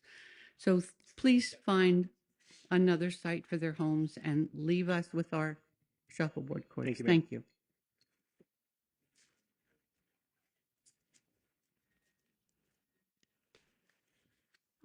Good evening, commissioners and fellow citizens. My name is Carol Helfer, and I live at 1841 Harding Path in the Villages. I am the secretary of the Leesburg Shuffleboard Club, and I've had that position since 2016, even though I started playing in Leesburg in 2006. I am here to speak on behalf of preserving the historic Leesburg shuffleboard courts at the Palmetto Street Sports Complex. These courts are not just slabs of concrete. They represent a piece of our city's history dating back to the 1920s, with roots in the Venetian gardens and ties to the Works Progress Administration era during the Great Depression. In 2015, we celebrated the 100th anniversary of shuffleboard in Leesburg. The current shuffleboard facility was built in 1971 and has been home to the Leesburg Shuffleboard Club ever since. The club has been entrusted with day-to-day maintenance since 1985, or the last 40 years. They symbolize Leesburg's enduring spirit as welcoming recreational haven. Demolishing them would erase a tangible link to our past, one that has stood for 54 years, and a complete loss of taxpayer dollars that built it. Instead, let's honor this heritage by finding an alternative site for the Forward Pass Foundation, such as exploring other city-owned surplus properties. Preserving these courts ensures future generations can connect with Leesburg's story and continue for the next 100-year anniversary. I urge you to vote against demolition and protect our historical landmarks. It doesn't have to be a win-loss for both groups. We can both be a winner. Thank you.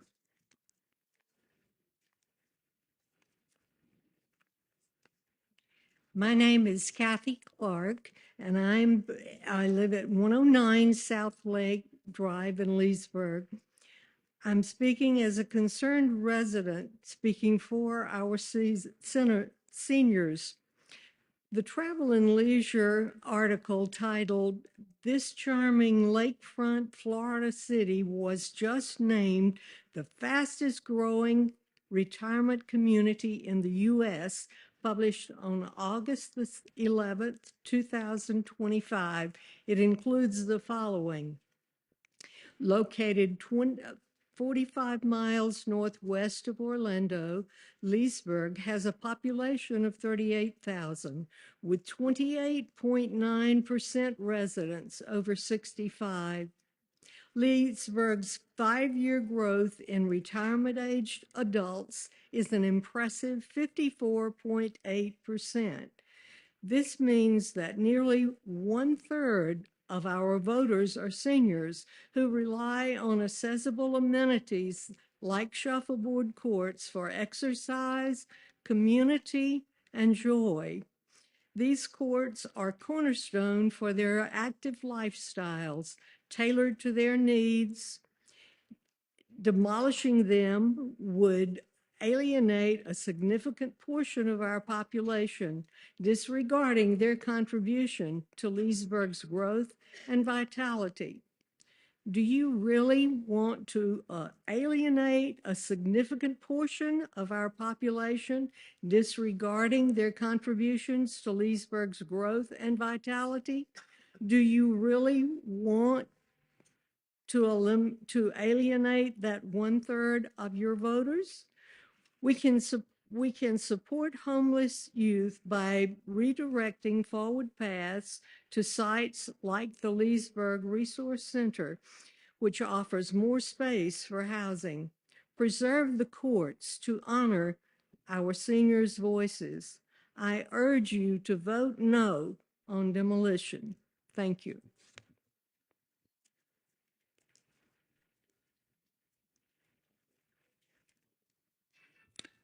Good evening. My name's Keith Holbrook. I'm at 167 North Lake Drive here in Leesburg. I'm a Leesburg resident and passionate about our community's identity. The shuffleboard courts are more than a game space. They're woven into the cultural fabric of Leesburg, reflecting our reputation as a retiree-friendly, active lifestyle city in Florida. They've been a cornerstone of the community since 1971, hosting events that define our local character and draw people together in a way that embodies old Florida charm. Tearing them down for housing, while noble in intent, risks diluting what makes Leesburg unique. We can support homeless youth by redirecting the Forward Pass project to another available land, which could be repurposed without sacrificing our cultural icons. Let's preserve this heritage to maintain Leesburg's appeal and sense of place. Please, commissioners, choose preservation over demolition, which would be a complete loss of a facility paid for tax dollars. Shuffleboard is not just a game, it's an identity. Thank you.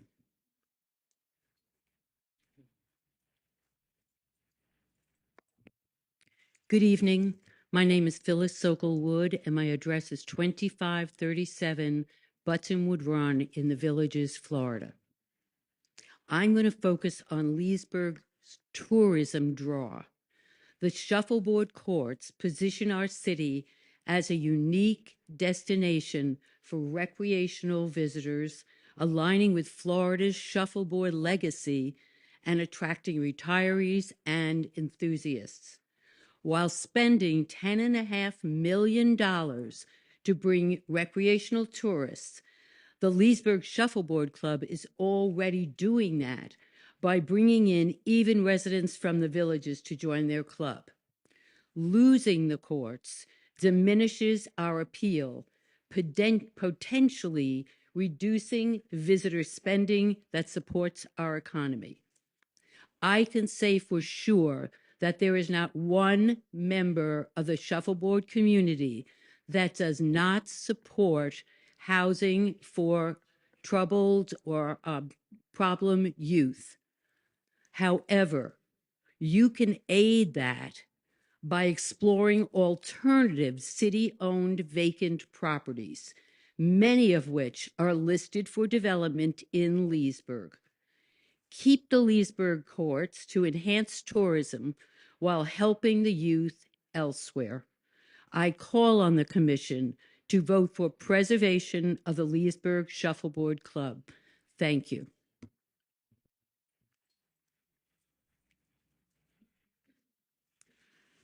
Good evening. My name is Sharon Upson. I live at 174 Hibiscus Way, Hawthorne at Leesburg.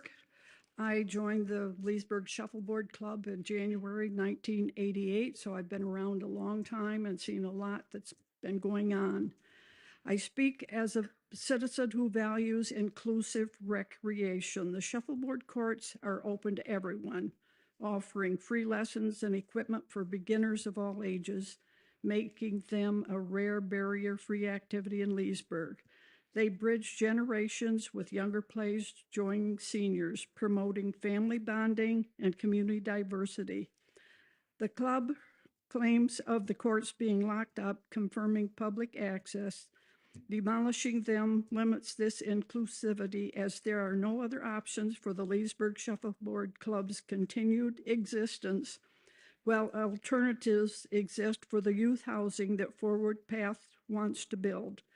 Let's keep the courts for all Leesburg residents while supporting the youth on vacant land. I urge the commissioners to vote for preservation of the Leesburg Shuffleboard facility and make the needed maintenance upgrades. Thank you.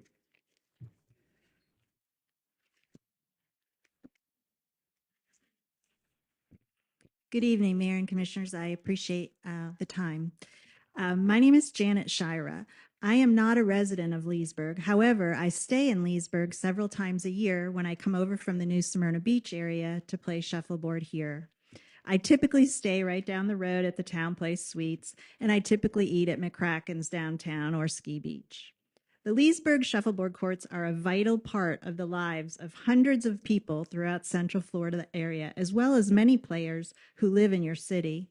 Shuffleboard is a popular sport, whether you know it or not, throughout our region, our state, our country, and internationally. The Florida Shuffleboard Association is made up of 7 districts. We represent the Northern District, and our district has 8 clubs. 5 of those clubs use city-owned courts: Leesburg, New Smyrna, DeLand, Tavares, and Claremont. Our district hosts 25 tournaments in the Northern District. At least 3 of those take place here in Leesburg. I would estimate that there's probably close to 300 players in the Northern District. Many of those come to play here in Leesburg. I'm one of them. Our district also hosts 11 of the 41 state tournaments that are held throughout Florida during the season. Those are open to all Florida shuffleboard players. So 3 of those tournaments are scheduled for the Leesburg courts. They attract people from all over the state. 23 states, including Florida, are members of the National Shuffleboard Association. The Florida Association has over 2,300 official members.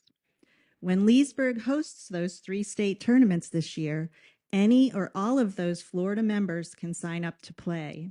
Many of them travel here to play, and they're staying in your hotels, eating at your restaurants, and contributing to your local economy. And yes, there's also an International Shuffleboard Association. There are players from the US, Germany, the United Kingdom, Canada, Norway, Australia, Austria, Brazil, and the Netherlands. Next month, the 42nd Annual World Championships take place in Germany. The U.S. will be sending 28 men and 18 women. Last year, one of our Northern District players, Sarah Haran, placed 3rd overall for the women at the World Championships. I hope this gives you a sense of how far-reaching the sport of shuffleboard is and how valuable the Leesburg courts are not only to the local players, but the hundreds of Northern District players and the thousands of the state of Florida players. You may not realize it, but shuffleboard is contributing to your local economy. We hope you will save these courts and come out to our tournaments this year to get a firsthand look at the sport. Thank you for your time. My name is Charles Wood. My address is 2537 Buttonwood Run in the Villages. And my presentation today is about the economic impact of the tournaments that we have every year to your economy.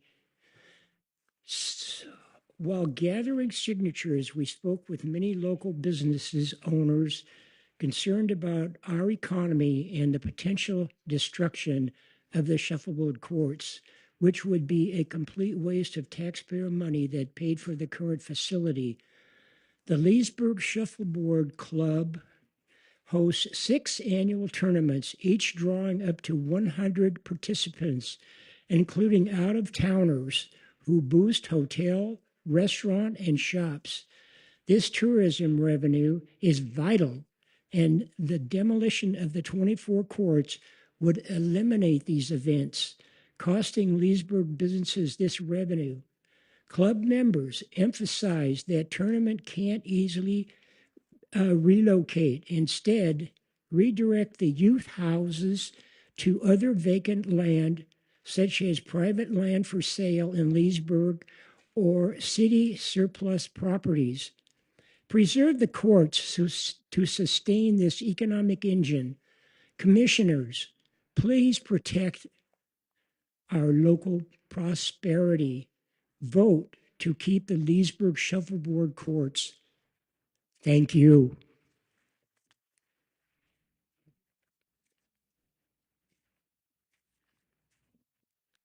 Good evening. My name is Olivia Sokol, and I live at 700 Homestead Loop in Wildwood, Florida.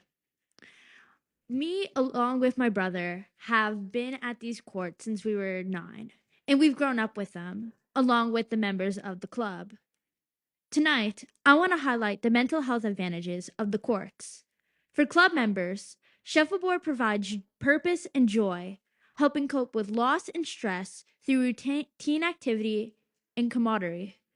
The game keeps the players thinking of strategy while playing the game with their opponent. It's a therapeutic outlet in a world where mental health resources are stretched thin. Tearing them down ignores this. Please preserve the courts for emotional well-being. I urge you each to vote against donating their shuffleboard property that would then demolish the long-term recreational public resource. Thank you.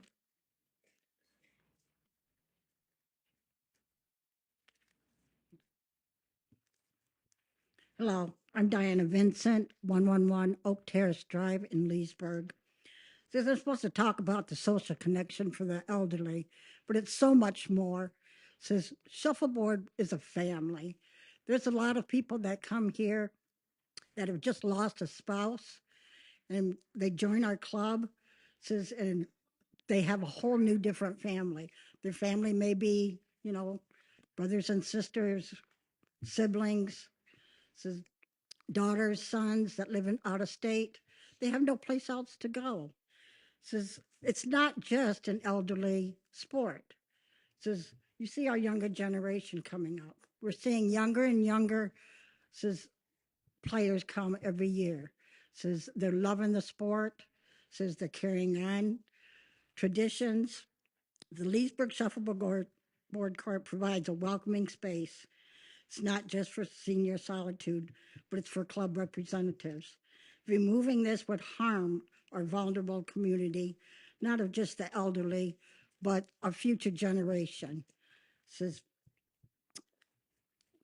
we know that it's an important for our homeless youth to be relocating, but there's other places like Lake Custany Street that's been potentially a suitable discussion, I understand, to preserve the courts, to safeguard these social networks. Please vote no for our demolition. Thank you for your.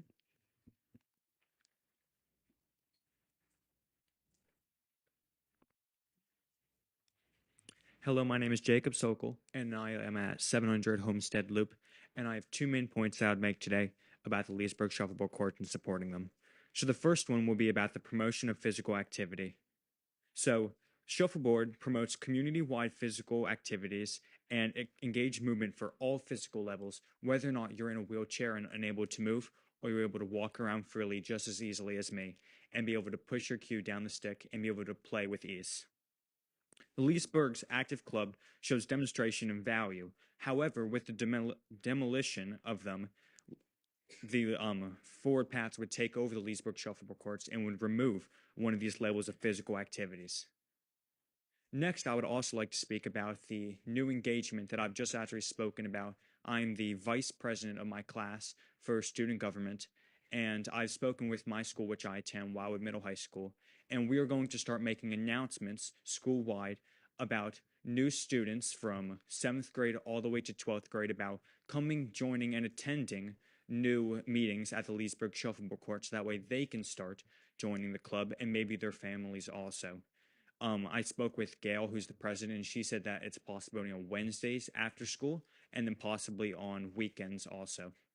Thank you. Please do not demolish these courts for both me, the older generation, and the new people who would like to come join and enjoy the sport just as I have, like my twin sister said, since I was 9 years old.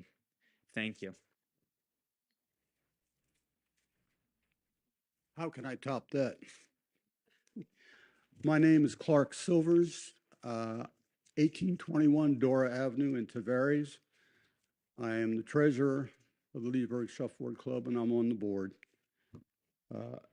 I'm here to stress the court's public nature. I think you've heard a good bit about that already.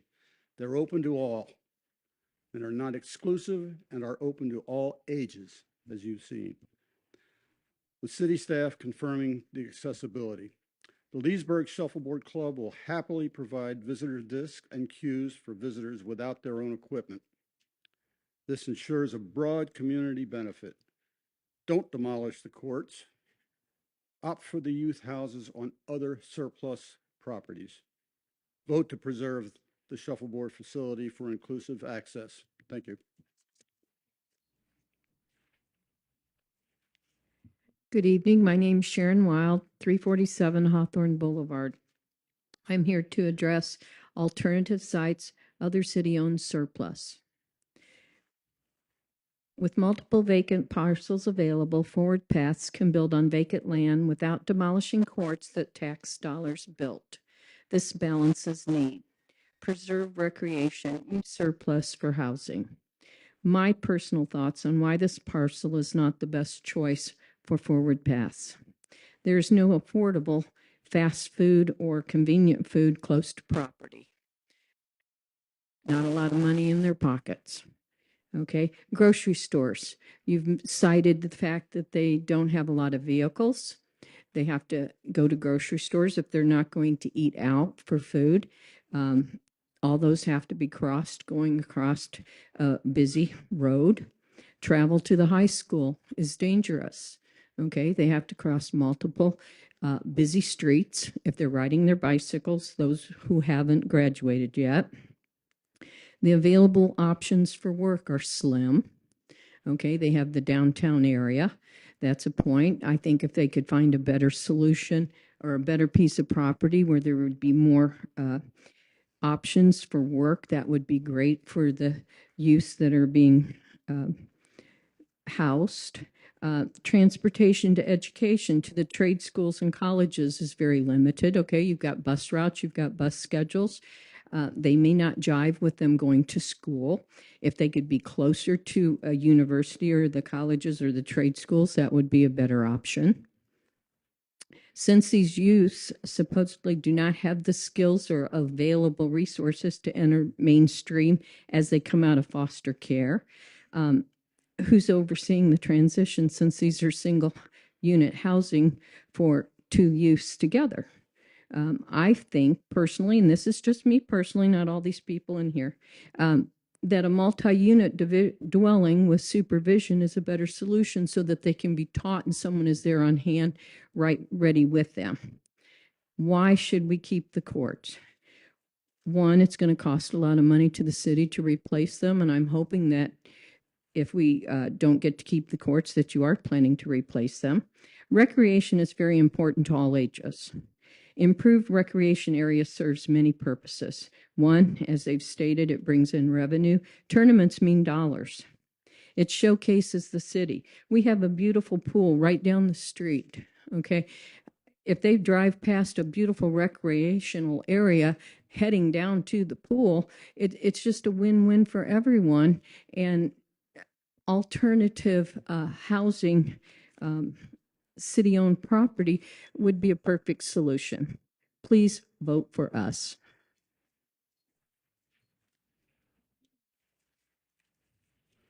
Hello, I'm Patricia King, 5919 Flint Loop, The Villages, arguing for separation. Mixing housing and sports might create conflicts. Keep them distinct for optimal use. Alternatives abound for housing. Preserve courts.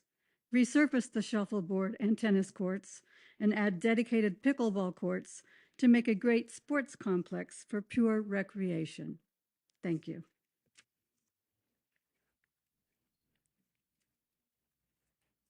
Evening. Thomas Brown, 1617 New Abbey Avenue. I'm concerned about losing a precious recreational space. The 24 courts at Palmetto are the only public dedicated venue for competitive shuffleboard, irreplaceable in a growing city where green spaces are limited. Demolition would reduce options for leisure, affecting quality of life. I suggest Forward Paths use vacant lots in the 34788 zip code area or surplus city properties. Preserve the space for community enjoyment. If you decide to convert the property, please provide us a new competitive facility. Leesburg shuffleboard is historic. Don't take history from the city. Thank you.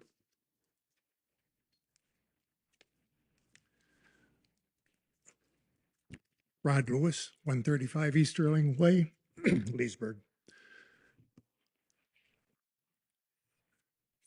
8 years ago, we moved away from DeLand on purpose. We came to Leesburg because of the shuffleboard environment here.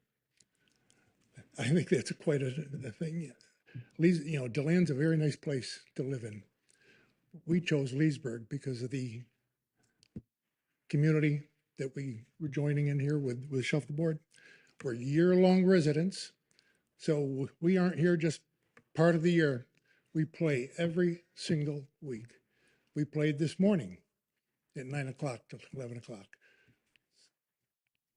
Weather doesn't matter. It's the environment, it's the people, it's the competition, and we enjoy Leesburg shuffleboard. Thank you. Hello, my name is Donna Lewis. I live at 135 East Sterling Way in Leesburg. And as my husband said, we specifically moved to Leesburg because of shuffleboard. I never in my life thought I'd play I didn't know anything about shuffleboard till we moved to DeLand, and we've met some of the best people in the world. We've traveled to play shuffleboard. We went for the Nationals in North Carolina last year. We played with people from their mid-20s to their 90s. Anyone can play in a wheelchair, in a walker. And Leesburg put so much into those courts. And we do in our courts. And we play every week. There are many of us that are not snowbirds. We're here every day of the year. And people do come in and they come a day early to Leesburg and stay overnight. So the hotels, the restaurants, the theaters, the shopping, everything benefits. I know the Forward Paths program is important. My parents had foster children, and they kept 2 boys until they were 22 because they wanted to help them to transition and get into the world and be good, responsible adults, and they were. We know that's important, but we can both win. It would take forever to replace these shuffleboard courts. There's so much history and so much knowledge and so much love into that club. They need to be saved. Please, please vote yes for saving the courts. Thank you.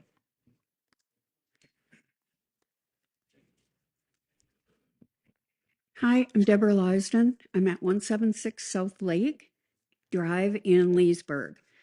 I am here to respectfully express my concern regarding the obvious bias for the Forward Path getting this land. Here is what I see as proof of the bias. It has been brought to my attention that there have been other options for the Forward Path project, one close to a school, but there are no options for the Shuffleboard Club.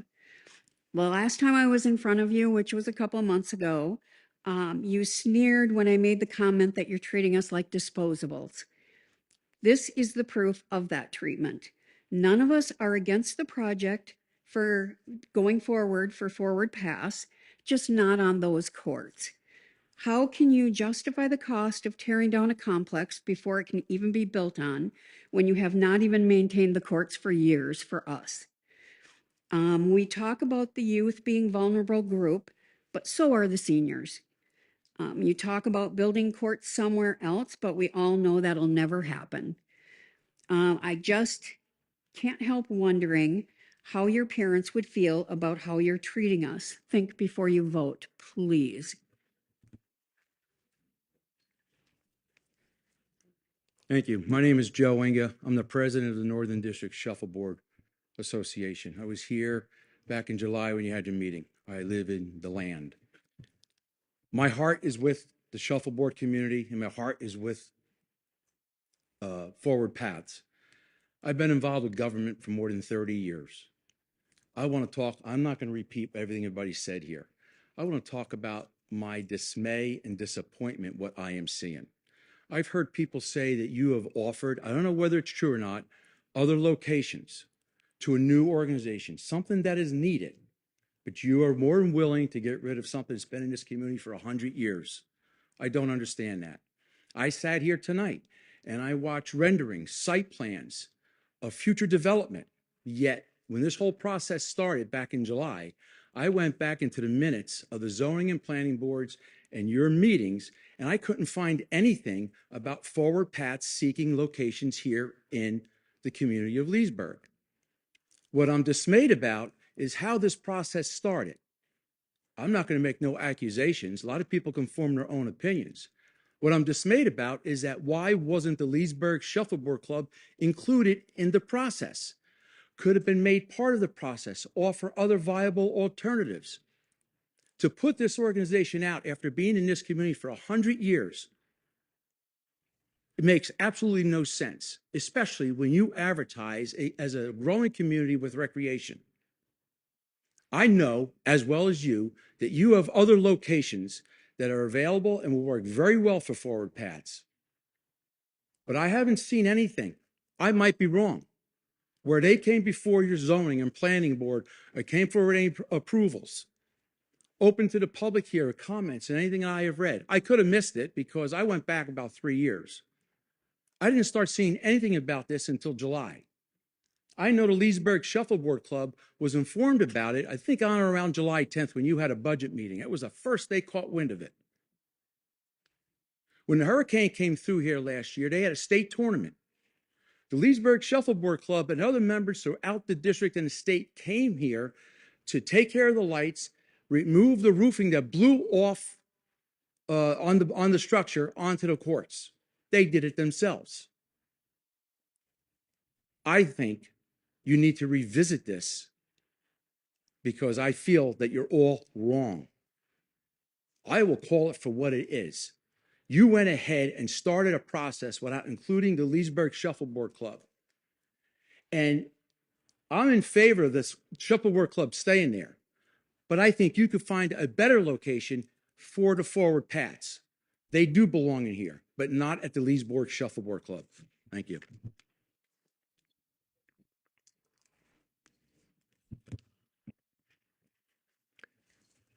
Good evening, Commissioners, Mayor, and residents.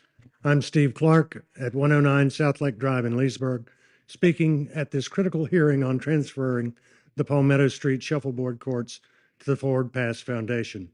Due to overwhelming community interest, we're here at the Venetian Center to confront a pivotal decision. The proposal seeks to demolish 24 historic shuffleboard courts, vibrant community anchors since 1971. For 10 tiny homes to support at-risk youth. The foundation's mission to aid homeless youth is indeed vital, but sacrificing cherished space that draws tourists, boosts local business, unites seniors and families, really demands your scrutiny. Are there no alternatives to pitting one community need against another? Worse, this proposal raises glaring ethical concerns. Commissioner Jimmy Burry's wife, Denise, founded the Forward Paths Foundation, which would directly benefit from this land transfer. This is a textbook case of an ethical conflict of interest. Even if legally permissible, it fails public trust. Commissioner Burry, will you recuse yourself to preserve integrity? And commissioners, does this proposal really pass the sniff test of transparency and fairness in governance? My complaint to the Florida Commission on Ethics seeks clarity on these issues, but we must prioritize accountability now. Leesburg thrives on balance. Alternatives exist. Relocate the homes to underused city land or secure private donations. Destroying community treasures or favoring one group over others risk division. You've been notified of an ethics complaint. You've received a cease and desist order based on violating your own charter, and we've turned in what has now come up to over 1,000 signatures supporting the preservation of these courts. I'm not sure what else we need to do to convince you that there's a public interest in maintaining. I will urge you to reject this transfer as proposed, choose a path forward that honors all residents, upholds ethics, and strengthens Leesburg. Thank you. Name's Walt Bartels. I teach the sport of shuffleboard.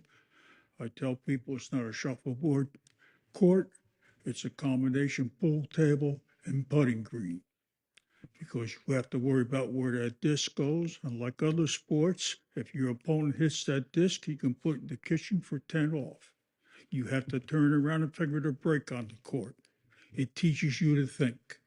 And that's a great thing about shuffleboard and why I like to see young people playing shuffleboard. And only you can help us by talking to the schools and get them in there to play. They have to think every shot. They have to think where that shot's going to end up. The other thing, it doesn't matter what gender you are, what age you are, or how big or how small you are. Everybody is equal in the sport.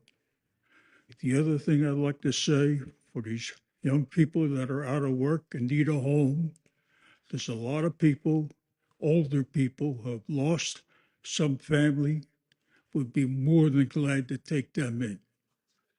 I'm 83 years old. I lost my brother. I lost my mother. I'd be happy to have somebody there. And it's just something for them to think about and something for you to think about. Thank you.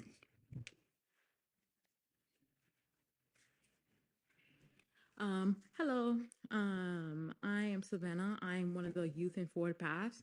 There are some things here that I would like to correct. One, the youth are not problem, they're homeless. I heard problem and trouble, youth being used. I've never been in trouble my whole entire, life. One other thing I would like to address is that we do have jobs and we work in the community. In fact, my nursing diploma, was funded by Forward Path, and I'm now a nurse at our local hospital. I was born in Leesburg. I went to Leesburg High School. The problem within Leesburg essentially is the lack of resources for all the homeless youth. I was homeless at 18. I went to my guidance counselor. They said they don't have any resources for me at that time. This was like 6-ish years ago. That may have changed, but the way that Denise was able, Forward Pass in general, was able to come provide me housing, make sure I go to school, and become a productive member of this, city that actually matters. Because as we know, we need our nurses, and we're going through a nursing shortage, and Leesburg especially needs good nurses. So I would say that Forward Pass provides way more to the community than they're getting credit for. I think, and I also believe that this is very important for the underdeserved, the people that can't speak for themselves, the people that, are working and are able to make these meetings that may be very important, or them have something to say, or they have school or other things going on. I think that it said to us that, oh, we should look for alternatives. They have alternatives already there. We have no alternatives. These are one of the only resources we have. And we don't have the option to, I never had the privilege of my life to move to a completely different city just for a sport. I had to critically think about, my life, what I'm going to do. Essentially, when I became homeless, I had to critically think on what am I going to do next. And Forward Path was able to provide me a way for that. So I'm completely in support of Forward Paths, and I will ask for you vote on their behalf. Thank you. Hi, I'm Dave, and I'm the resident assistant for Forward Pass and also a youth. I watched the videos on how Leesburg Shuffleboard think it's a priority to keep courts than innocent youth lives. So this is my response to the city and shuffleboard people. This war is not over. We definitely have very concerning youth on how Leesburg property would be a big impact. I'm writing to express my deep concern regarding our community's priorities. While I recognize the value of recreational amenities, I find it absurd that we prioritize shuffleboard courts over the urgent needs of vulnerable youth. It's disheartening to witness recreational concerns overshadowing the struggles of children facing abuse, homelessness, and lack of educational opportunities. These young lives deserve our utmost attention and support. We must remember that these children are just not statistics. They are individuals with dreams, potential, and the right to a safe and nurturing environment. Investing in their well-being and future should be a paramount priority to help students get to where they want to be. We have dedicated professionals like McKenna, our case managers, who strive to guide students toward their goals, and Denise, our director, who works tirelessly to meet their needs.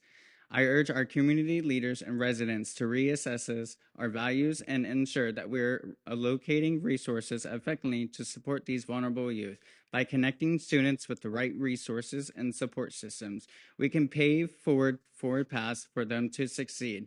Let's work together to create a community where every child has the opportunities to thrive, reach their full potential, and contribute positively to society. By choosing compassion and action, we can make a lasting difference in the lives of these young people and build a brighter future for all. Thank you. Good evening. My name's Alan Dronsfield. I live at 3409 Nursery Place in the Villages, but I haven't been there forever. I started out living at Lake Griffin Harbor at 33143 Beachview Drive. I spent 12 years in Leesburg. I divorced my wife and found another lady. She happened to live in the Villages. That's where I ended up. My career in Leesburg started at the Leesburg Shuffleboard Club. Some time ago, Commissioner Peterson, it was at the budget meeting, you mentioned the club you drove by there. It didn't look too good. I can explain that. I'm not going to point fingers, but the city dropped the ball on us. I've been the city liaison between my club and the Department of Public Works. We've relied on them for a whole lot of help and greatly appreciated for what we did get. Every time we put a bid out, wanting to get our courts resurfaced and upgrade the facility, it was denied. Somebody had other priorities. I got some pictures here of when Milton hit the Leesburg Shuffleboard Club. We didn't get any help from the city. The senior citizens that have been here at the mic did all the work, lifting the roofs that flew off the monorails and picked them up and carried them to another location, all the debris that was all over our courts. We put together a heck of a crew and we got that all accomplished. I'm going to pass these pictures up to you so you can see some of what we dealt with. Thank you. Before we begin, I just want to speak when it comes to the recreation of the cleaning after Milton. The city has a process. Life safety's first, roads, and then recreation is very last.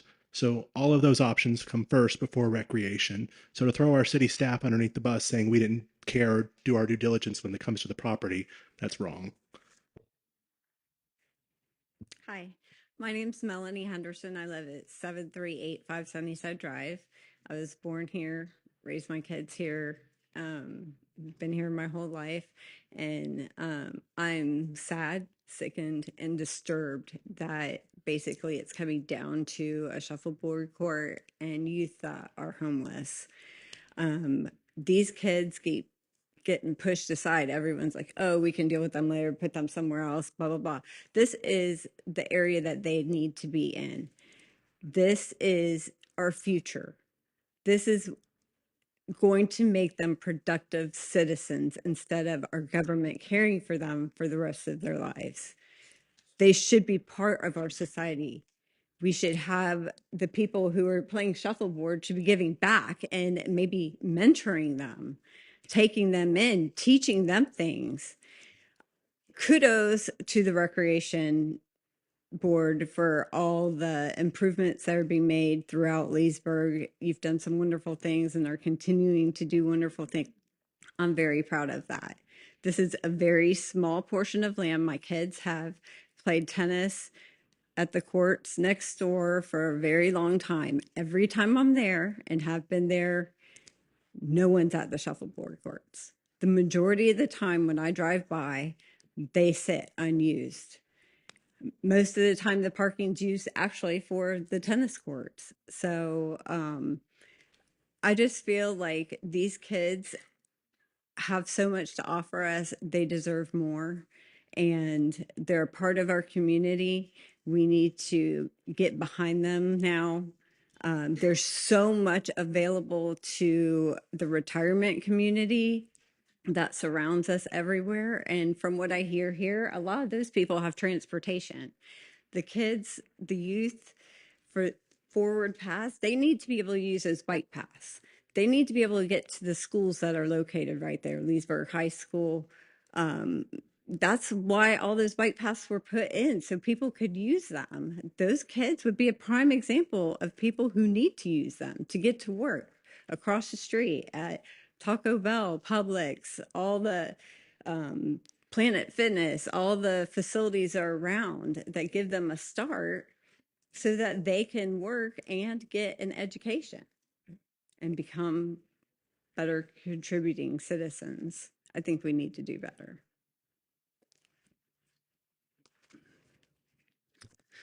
My name is Jacob Bonning, 150 West Reading Way in Winter Park. I'm the president of the board for Forward Paths. We are a nonprofit based right here in Leesburg that serves young people who are often overlooked and discarded, those who age out of foster care or who are experiencing homelessness through no fault of their own.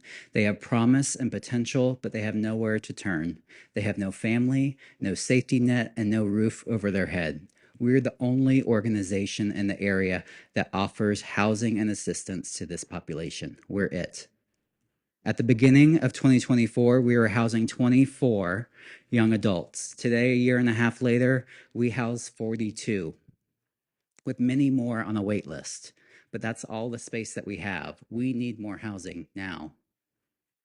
We don't just give them a place to stay and see what happens. We have requirements for self-improvement to stay in our program. Our youth have to be in school and they have to have a job, both. We have committed caseworkers who meet with them daily. We have a therapist, we have mentors, a financial stability coach, and we have an army of volunteers who live here in Leesburg and who live outside of Leesburg. They drive in from the villages, Mount Dora, even Orlando to volunteer with us here in Leesburg daily, supporting our local businesses. The first youth that we first worked with many years ago, that group who have since left our program, we've seen them grow up to be self-sufficient and independent adults. Many of them have stayed here in Leesburg. They're now parents and first-time homeowners, and they've become taxpayers in Leesburg, taxpayers. There's a certain stigma that's attached to the word homeless that often paints an inaccurate picture of our youth. So to be honest, we aren't surprised tonight by the pushback. We've faced intimidation before. A lot of people want hard issues to be out of sight and out of mind. But the reality is these kids are everywhere and they're not out of sight. Many of our youth live just steps away from the property that we're talking about right now.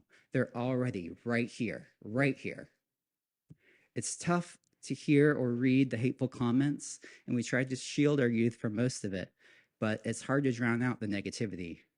There are days where it seems like if we just gave up on this, it would just be a lot easier, but we won't. We are here in service to these kids because we know that this is what they need and this is what our community needs, and it's too important to shy away from. We can't just give up because it's inconvenient or because it makes some people feel uncomfortable.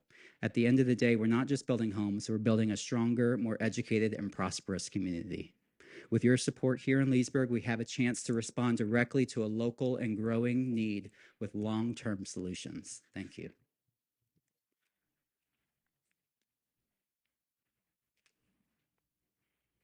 Hi, Hi, my name is Russ Bremer. I am not a Leesburg resident. I live in Ocoee. I work for an organization called Homemade Orlando. It's part of Homemade America, which for 35 years has built housing and renovated properties for homeless service agencies all across America. I'm here tonight because I've seen firsthand the progress that Forward Pass has made in Eustis with the project that was completed with Cottages on Grove. I love the passion in this group. Leesburg is obviously a passionate community concerned about doing the right things. I can tell you firsthand, the people in Leesburg were not fans of Forward Pass project 4 years ago and spent more than 2 years fighting that development to take place. Now it stands as a source of pride in the Eustis community. The same people that sat on the commission and drug it out for 2 years before it started now stand there very happy that it's in the community. And I've seen the good that Forward Paths has done with the youth in Eustis and the work they've done in Leesburg. I've met so many of their people in the 4 years that I've been working with them that are productive citizens in the community.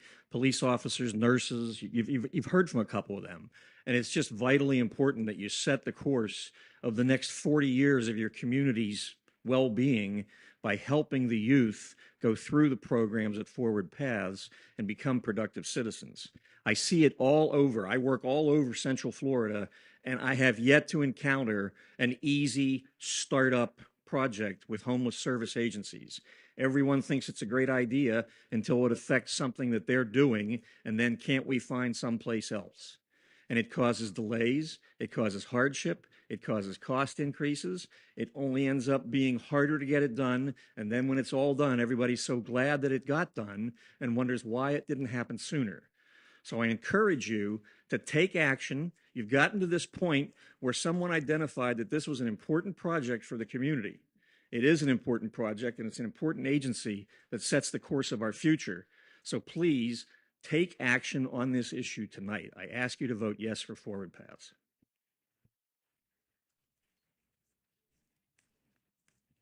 Hello, my name is Eileen Colonna, and I reside at 109 South Lake Drive in Leesburg. I am a retired special educator, and for nearly 40 years, I dedicated my life to supporting children and young adults with physical, cognitive, and emotional disabilities. Many were scarred by abuse, violence, and instability. Far too many of their stories are way too horrific and way too graphic to be shared here. And many have been in and out of foster homes. One being a boy who at the young age of 10 had already endured 10 different foster homes. So what Forward Paths is trying to accomplish here to provide stable housing for vulnerable youth speaks volumes to my heart and soul. My only concern here, and I'm gravely concerned, is that the proposed site is on the west side of US Highway 27, and that would force them to cross the dangerous high-speed roadway daily in order to attend their required classes at the high school on the east side of the highway. The intersection at Yellow Jacket Way near the school, it already has students accessing it from all directions, and adding more pedestrians from the west side increases the risks of accidents, injuries, and fatalities. And studies from the Florida DOT as well as local safe access reports have highlighted the dangers of these mid-block crossings and the inadequate sidewalks at this location and where vehicles frequently fail to yield. It is unconscionable to expect these individuals to navigate this highway on foot or by bike during rush hour and bad weather with low visibility or in low light. It is our moral, ethical, and civic duty to protect these young people, and I implore you to choose a site on the east side of Highway 27, closer to the school, ensuring safer daily commutes and prioritizing their well-being without putting them in harm's way. Please do not let these youth become pedestrian fatality statistics. Thank you. Hi, Scott Chrisley, 1100 Black Star Road, Leesburg. 55-year resident of Leesburg. 41 years I've owned Skate World, the roller skating rink here in Leesburg. So I have dealt with a lot of youth, way more than probably anybody sitting in this room, just to put it bluntly. I like what they're talking about. The project sounds good. I just think you have the wrong location. To take away some of the recreational activities that have been going on in this city for that long, and as Mr. Polk said, a lot of tax money that I've put into this city, a lot of tax money, has been keeping that and other recreational activities going in this city. And for this to have to be the only site that can be built and take away something that's been here for 100 years in the shuffleboard court that brings in people from all over into this city. And isn't that what we look for? Don't we look for that tourism to come into our city and to put money into our city? And now you're just going to destroy this shuffleboard courts that have been part of this city for that long. I just think it's wrong. And I don't think it's the right location. I don't know where that location is, but if they've already had two others that others have said, I have no idea. I have not been involved in this. I don't know them. I'm not a shuffleboard player. I'm being honest with you. Just as a Leesburg resident, I think this is wrong. And I'll also have to say that something about it just seems wrong, that there's a little bit of fishy stuff going on in here when his wife is sitting on the board of the organization that you're trying to give that property to. Does not seem ethical to me, and I don't know where that will go in the future. Thank you very much, Commissioners. Yeah, before we move on, I just want to address the ethical issue. This has been raised for about a month now. It's been discussed with Commissioner Burry. Based on the discussions with him, the city doesn't have any concern that there is an ethical conflict. Typically commissioners are required to vote unless there is a conflict. There's no special private gain here. The relatives in question are unpaid volunteers for the organization.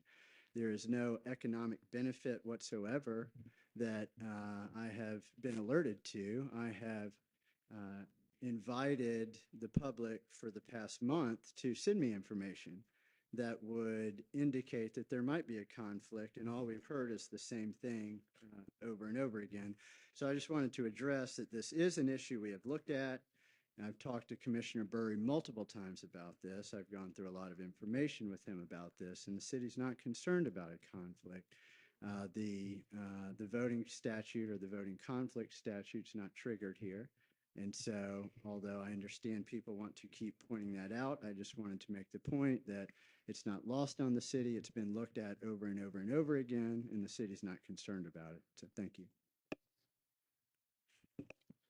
Good evening, Commissioners. My name is Rick Tallman. My address is 655 Abdella Way, the Villages, Florida. I'm here again representing the Leesburg Shuffleboard Club. And I'd like to review how we got to this point. You are here today considering giving away a historic piece of property which has been home to the Leesburg Shuffleboard Club for the last 54 years. In 2013, they celebrated 100 years of Leesburg Shuffleboard. So it's 112 years of Leesburg Shuffleboard. I want to also point out that Leesburg Shuffleboard Club has been a 501c3 for the last 40 years, since 1985, a registered 501c3 with the state of Florida. I would like to also point out that you should start looking at your own land use. Your land use, you plan on what you want where. We saw some of that tonight. You have a land use. The shuffleboard courts have been there for 54 years. It's been a planned use, and you want to destroy that. Somehow, someone within the city offered this property to Forward Pass. That's why we're all here tonight. Someone decided they are not the city. The city is the people. So whoever offered this property to the Forward Pass organization, they are to blame for all of this.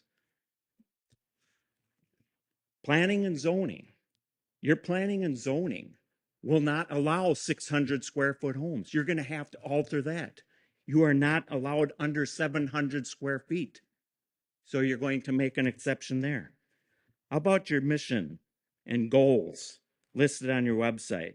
Goal number 5, foster an environment where local governance is collaborative, transparent, and physically sound. Collaborative. You never even talked to the Shuffleboard Club. Never even talked to us. We offered for each of you to come over and talk to us. Except for Commissioner Connell, none of you would even acknowledge that offer. Transparent. This is the first time it's on a city agenda. You're going to do it by a resolution. Physically sound. Taxpayers paid for this facility. You're going to just bulldoze it over and hand it over to somebody else. It's a valuable piece of property. 112 years. You're willing to throw that away. Thank you.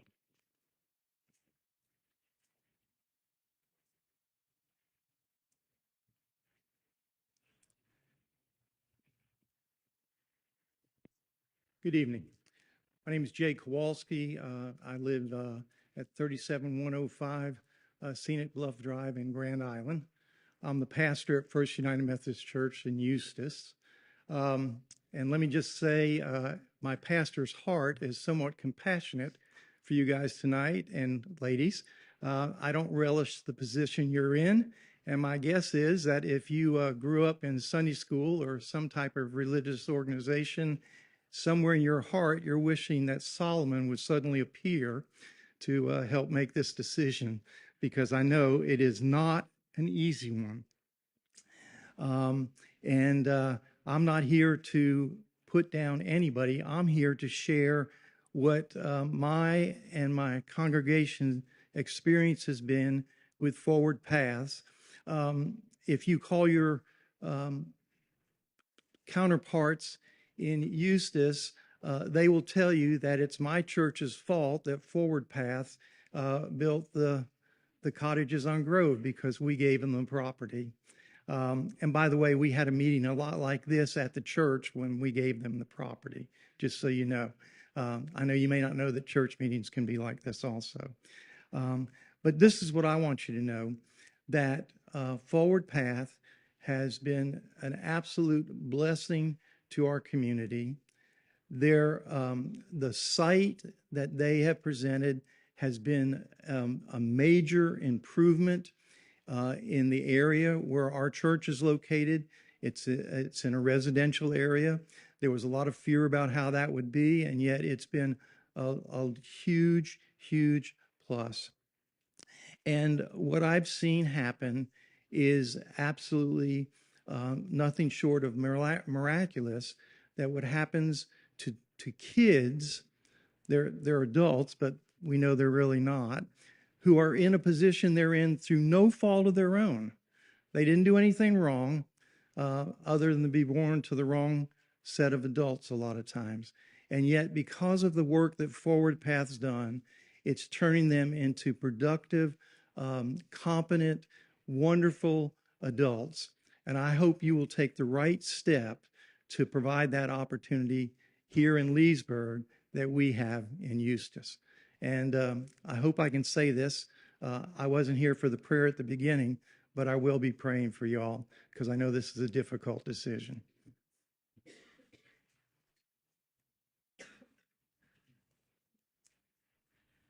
Good evening. My name is Louise McCallum. I moved to Leesburg 7 years ago and was looking for a place to volunteer. As with many senior citizens, I not only enjoy recreational activities, but I also have the time now to give back to the community. I worked with the New York City Board of Education. I was a teacher and a teacher of teachers for many years, and I wanted very much to work with young people. We saw homelessness.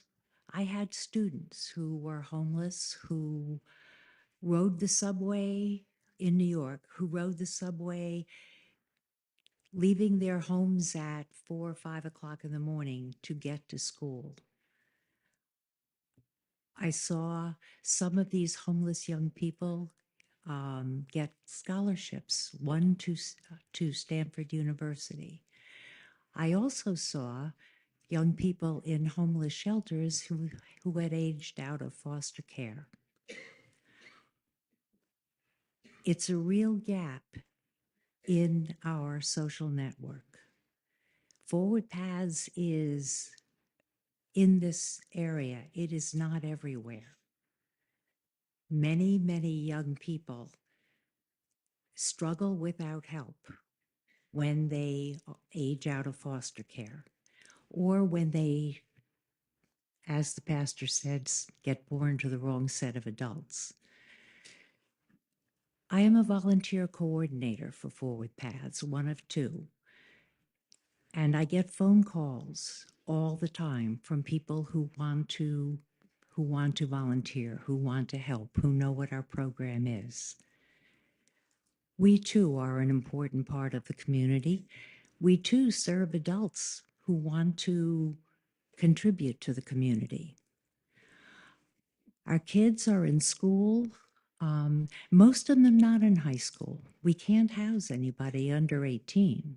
So the location in relation to Leesburg High School is really not a big consideration because most of our kids are in some sort of post-high school schooling so that they learn the skills that they need to be independent and to function.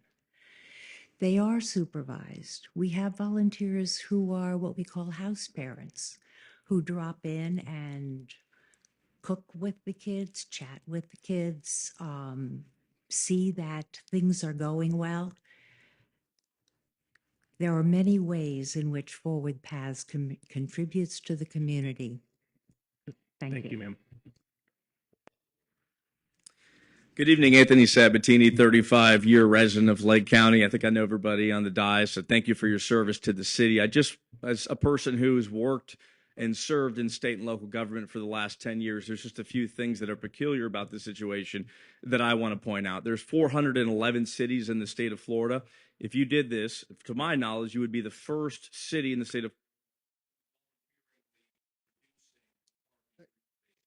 Turn it back on. No, sorry, I think my thumb touched it. Sorry about that.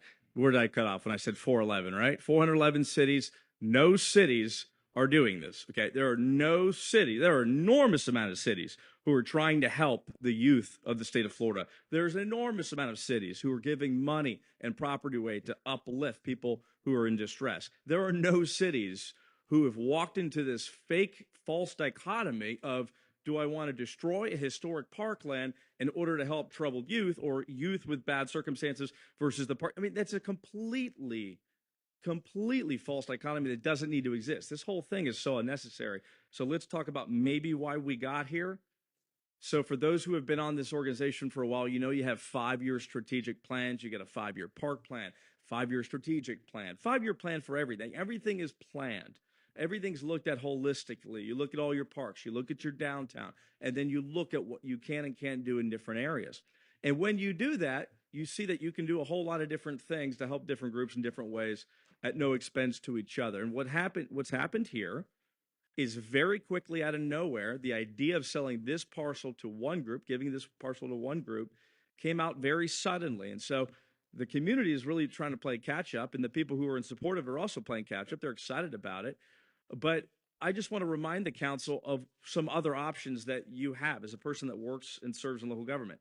You can grant the money. I used to be a Eustis City Commissioner. We granted money all the time to community organizations in need. It had 99% support with the public. They liked that sort of method.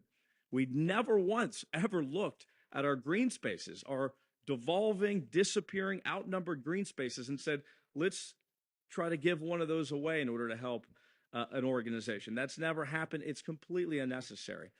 There are so many other parcels, and there are so many distressed properties, but in good areas where you could come in, you could acquire those properties, demolish maybe a dilapidated building, and then place these style housing, again, in a great neighborhood. They're just houses that people wouldn't want to invest to rehabilitate in those areas. And so, honestly, the best thing you could do here is show the courage to admit that this happened too quickly, take a back step, talk to the community, and save our green spaces, which are disappearing in what is now the most overdeveloped state.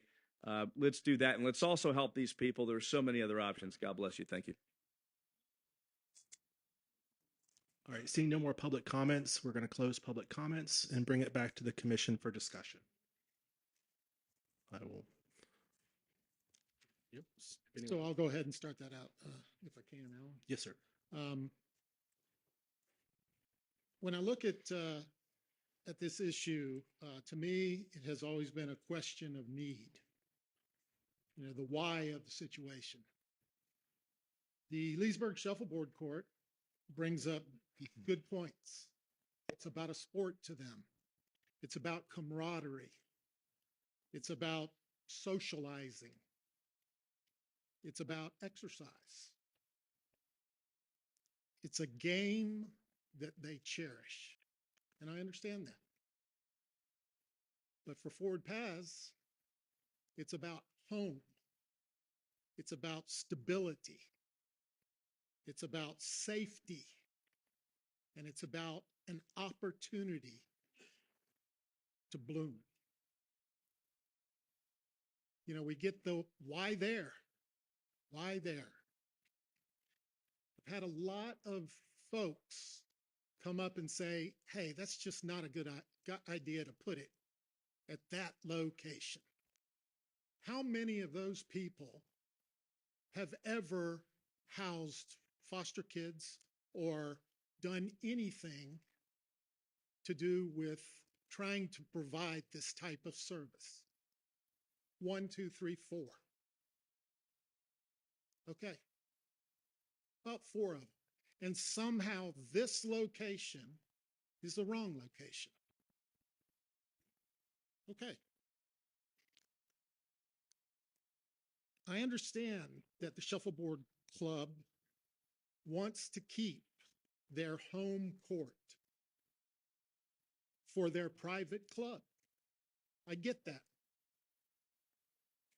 You pay money, you pay a membership fee, that makes it a private club. We're going to, the commissioner is talking. We had your chance. The commissioner is talking. You schedule your tournaments. You do not schedule them through the city of Leesburg. The recreation department has no idea when your tournaments are, never has. It's a fact. We can ask our rec director if you'd like. You do this all for no fee. It is free to you. Every other facility that is owned by the city of Leesburg for a recreational facility, when tournaments come to those facilities, there are fees associated with that for the use. Not with this one. Forward Paths is about safety. They want to be close to jobs. They have employees currently with ROMAC, with UF Health, with Lakeport, and in the downtown area. They're close to the schools, they have transportation, and there is food sources nearby. Who are these guys? You know, who are these two groups that we're pitting against each other, as everyone wants to say? So the The Leesburg Shuffleboard Club presented us with a roster of their membership. The roster included 73 names, 2 of which were highlighted out. Okay? So I went through the list and looked up the addresses of every member of the Leesburg Shuffleboard Court. There were 5 members that were actually live in the city of Leesburg.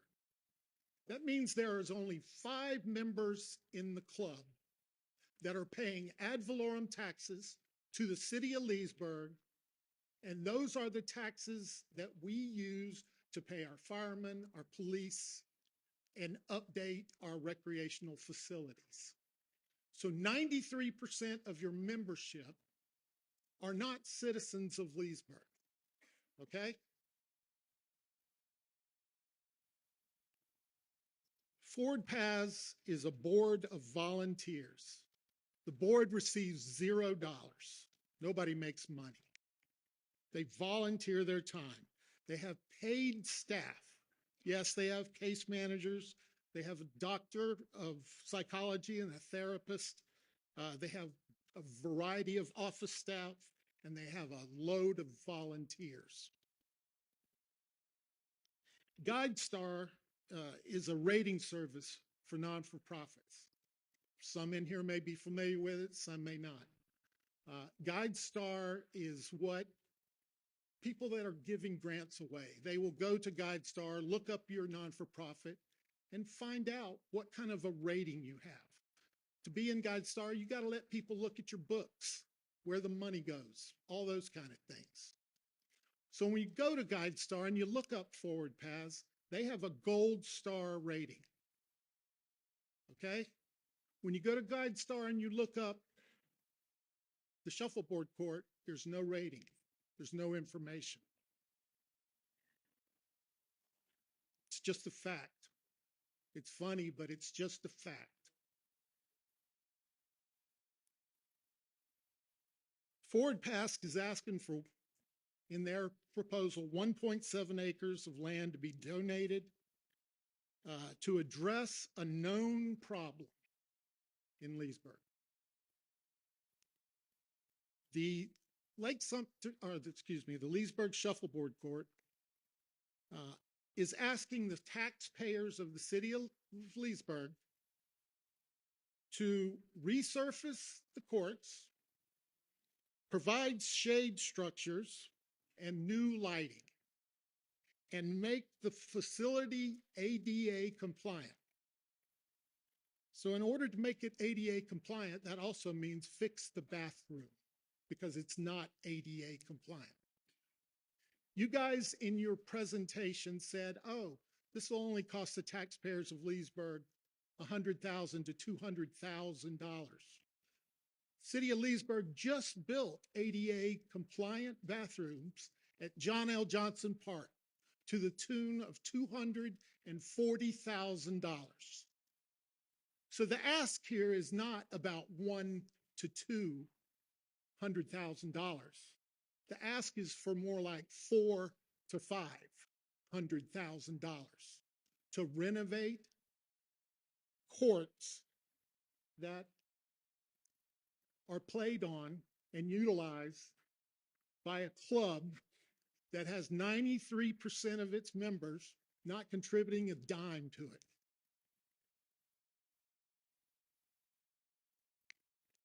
I'll end with my last point. If you look at the geographic area that your membership comes from, just take a 10,000-foot look at it, and you can look down and count approximately 100 courts in the Leesburg area. Okay? You can also, I got this off of YouTube. I watched something that they were doing at Hawthorne that Miss Sharon Wild, she was I'm sorry, didn't pronounce the name right, the former vice president of the Leesburg Shuffleboard Court. She said that There's only 4 courts per rec center in the villages. A third of your membership is from the villages. So if there's 4 of these recreational courts at every rec center in the villages, if she's correct, there's 90 recreation centers in the villages. So start doing the math on that, add that to the 100, and I think you'll see that we're talking about 300, 400, I don't know, a lot of shuffleboard courts. Okay? There is only one organization in that same geographic area that is doing anything about our homeless youth problem. And that's why I support the option for forward paths.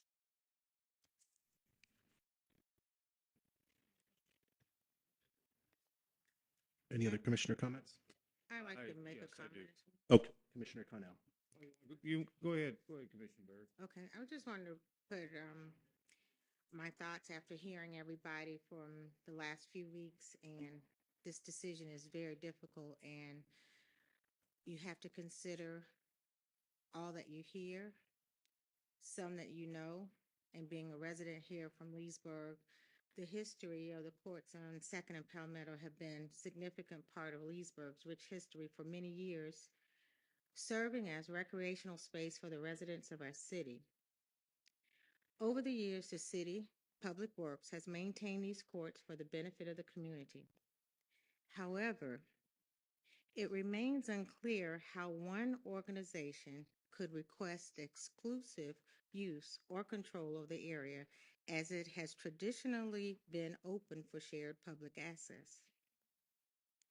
As I mentioned earlier, when this resolution was introduced, Forward Path's young adults would be utilizing and walking the areas alongside Beacon College students, creating opportunities for positive engagement and community integration. Times are changing, and we have already seen this in other parts of the city. For example, the tennis courts behind Big Lots were removed years ago. Now, to make a way for a planned Susan Street project that is coming is just an example of how we continue adapting to meet evolving community needs. By supporting Forward Path's Foundation, the organization would be providing young adults with access to critical resources, placing them in a conducive environment designed to take in growth, independence, and opportunity. This location would also offer them better transportation options for reach of jobs, schools, and other essential services. Helping them would work toward a brighter and more sustainable future.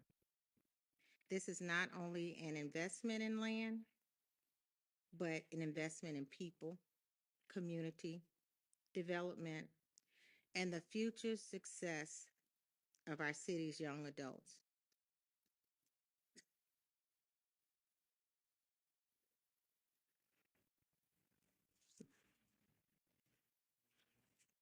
Yes, thank you, sir. I've listened to a lot of things tonight, and I've obviously read and listened to a lot of things over the last month. And there's a lot of misconceptions out there on one of the things. And one of the things I want to, just before I get to what I want to talk about, is one of the misconceptions is that this is a private club that's running our shuffleboard courts. Nobody else can use them.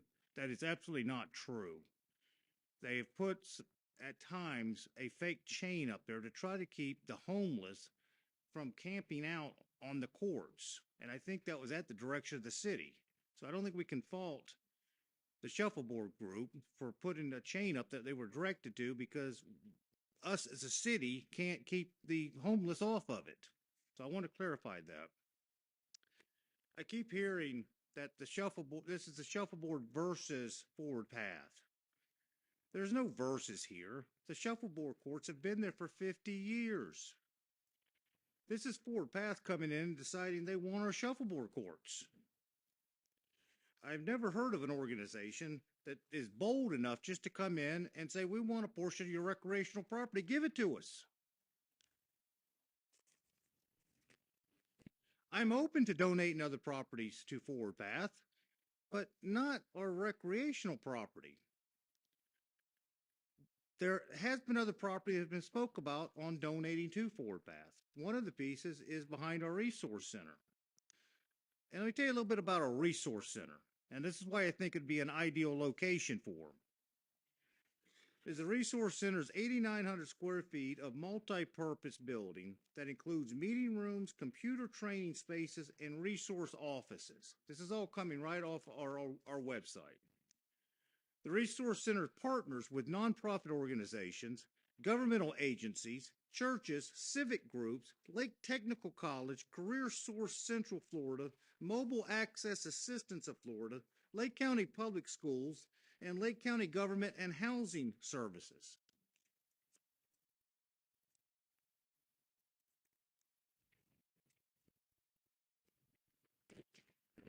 The Resource Center is a family-friendly, accessible place that offers services and activities to enhance education and employment skills.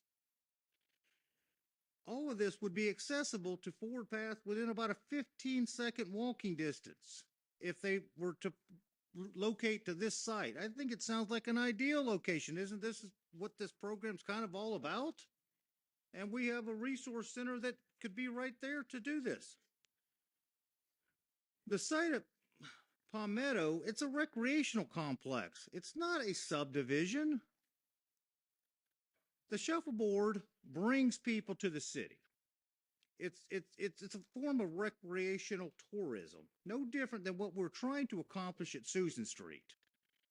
I will assure you, the $11 million the city's putting into Susan Street, 99% of the people that will use these soccer and rugby fields will not be Leesburg residents. This should not have anything to do with, well, do away with the shuffleboard courts because 90% of the people that use them don't live in the city. It's recreational tourism. That's what we're trying to establish. I do not like double standards. Susan Street was sold on recreational tourism, but now all of a sudden we're going to say, because 90% of the people, shuffleboard court don't live in the city, the hell with them. It's wrong.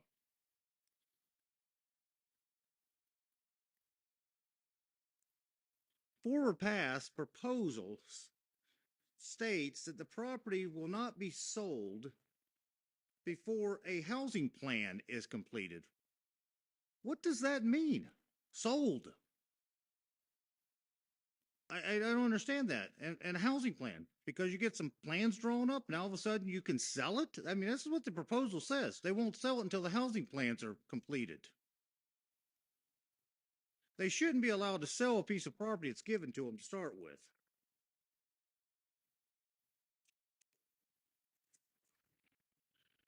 The next item. I am disappointed with our city staff on why they felt like they needed to make a recommendation on this matter. I'm not sure why they felt like they needed to weigh in on this. The recommendation was to give it to Forward Path from staff. I have several questions on this. What recognized method and framework was used by staff when choosing to give this property to Forward Path? Was there a recognized method that was used? If it was, there was nothing in the commission pack. I would like to see it. I mean, what was used? A swag method? The resolution that was prepared for tonight has several statements in it I find highly questionable. The first statement in the resolution says several reasons why to give this property to Forward Path. Donating the property to Forward Path will improve the overall quality of life for residents, visitors, and business owners. How is that? How do you measure that? By giving the property to Forward Path is going to increase the overall quality of life of residents, visitors, and business owners? That's not even measurable. The next statement in the resolution that makes no sense to me. One of the reasons to give this property away is the city's continuing to incur expenses associated with the maintenance and repair of the shuffleboard courts. Okay, so we need to give it away because this is costing us a fortune to maintain this according to the resolution. Well, the truth is, it only costs the city about $7,000 a year for maintenance of the shuffleboard courts. $7,000 a year, but this is a reason we should give it away. This is $7,000 a year out of a budget of a proposed budget this year of $232 million. And we're worried about it's costing $7,000 a year, so we need to give it away because of that. That's what the resolution says. Highly questionable.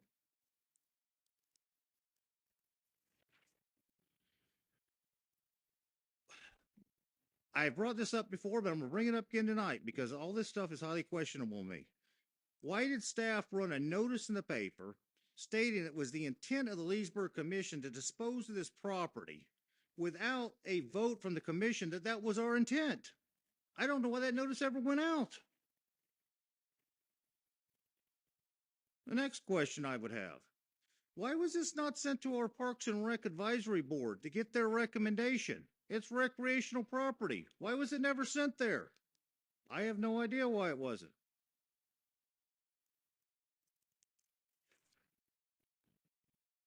Next item. It's in the agenda tonight. Why has staff already prepared a warranty deed filled out to Forward Path? It's all ready to go. The only thing it needs to do is a date needs to be put in and a signature. The warranty deed's already done. Why? I mean, we haven't even had this discussion or a vote, but the warranty deed's already ready to go. I question that. I'm glad that Forward Path didn't demand Pat Thomas, Sleepy Hollow, Susan Street, or Ski Beach. And if they had, would we give that to them? This is no different. It's recreational property. Staff has continued to push giving this property to Forward Path. Why? I don't know why. That's a question. There's a petition that's been submitted in, signed by almost 900 people, asking us to not give these shuffleboard courts away. I hope the commission will take that in consideration tonight. In closing, Forward Path has other options to build this subdivision on, and they choose not to. This property has housed our shuffleboard courts for over 50 years, and we need to keep it. A vote tonight, a no vote tonight on giving this property away is not a vote against Forward Path. It's a vote against the location of where Forward Path wants to go. And I hope the commission considers that too. We're not voting that we don't like Forward Path, that we don't want Forward Path. A no vote tonight is a vote that we don't want it in our recreational complex and losing our shuffleboard courts. Thank you. Thank you, Commissioner Count. We're going to refrain from clapping. We're going to refrain from clapping and be respectful of both sides and all opinions. Thank you. And Commissioner comments? Yeah, I have some comments. First of all, for myself and all the fellow commissioners, this is a no-win situation. I respect and appreciate all the passion on all sides. Forward Pass. Okay, let me back up a little bit more. I started this disaster in July of this year in budget, just lobbed out the idea of replacing shuffleboard with pickleball. I, like a lot of people, did not think it was being used. I found out about the club. Obviously, I know a lot about Leesburg Shuffleboard Club now. Forward Pass is a great organization. I've learned all about them in the last 3 to 5 years. I do know they've been looking for sites in Leesburg for 5 years at least. When this site first was brought up, I did look at other sites. I even proposed other sites to them. As I got feedback or received feedback on those sites, I understand why they like this site. The walkability factor, the proximity to downtown. There's a lot. It's a good. I bought into it being a good location after I tried to push them to about 6 other sites around town.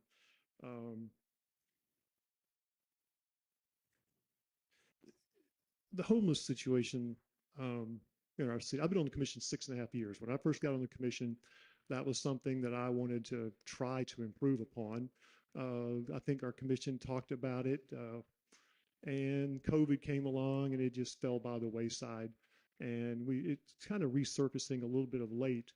I look at this organization, if it's not going to answer, it's not going to solve all our homeless problems, but this is a step in the right direction for our city.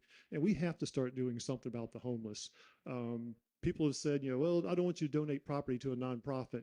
I will go on the record and say that I will be very open-minded to supporting cash or money or land to any group who wants to help us tackle homeless. Just because you put homeless titles in your group doesn't mean I'm going to support it, but you come to me with a good argument to help improve our homeless situation, I am open-minded.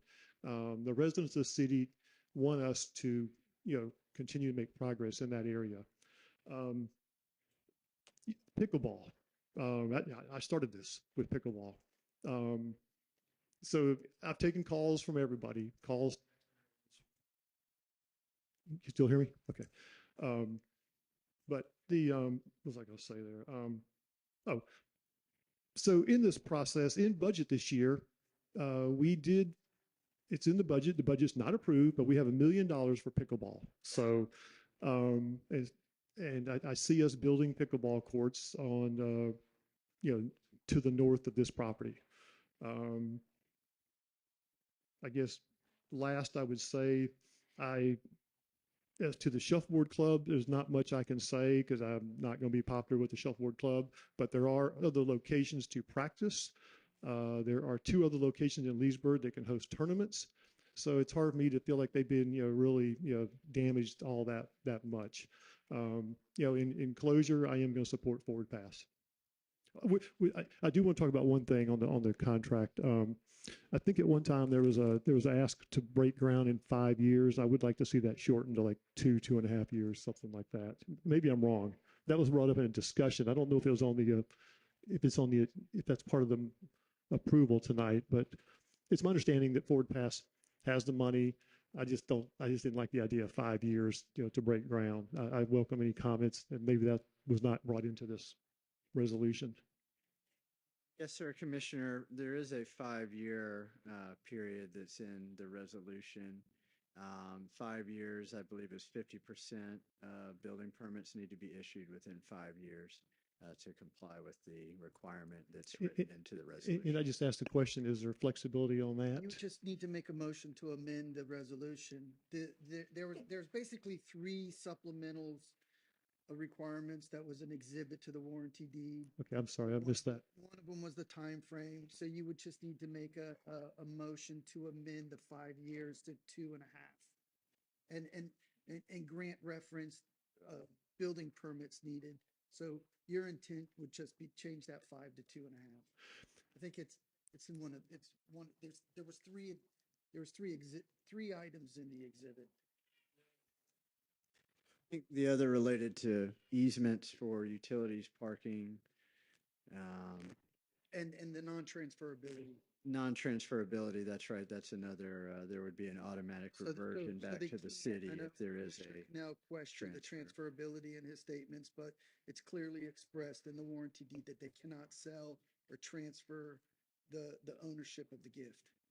It has to stay with Ford. And transfer is very broadly right. defined as far as what would characterize a transfer. That's right. Yeah, you defined all sorts of different ways. Okay, and I see that attachment now. I'm just raising the question, and I will make the motion that we amend it where Forward Pass. Help me out here. I'm going to say, is the right word break ground, or is it pull? I would just change the number. I think okay, grants the okay. CO. There's going to be a number of permits they need, so it's 50% of those permits. And so you would just need to amend the 6, it's 5 years written in there. So it's just okay. go from 5 years to 30 months. Okay. So that's my motion right there, Al. And that's in, excuse me, I'm sorry. That's in number 1 on Exhibit A, the use and construction requirement. And that is, I'll just read that out. Grantee shall promptly submit a site plan for evaluation by the city of Leesburg and shall apply for a development permit or building permit for not less than 50% of the planned units within 5 years from the execution date of the deed to which these covenants are attached and incorporated, with time being of the essence. Okay, so my motion is just to amend that from 5 years to 2.5 years. Can I get my comments in real quick? I'm sorry. Can I get my comments in real quick? Oh, yeah, I'm sorry. Sorry. So, obviously, I want to thank everyone for being respectful tonight. I know it's tough with being both sides and having strong opinions on both sides.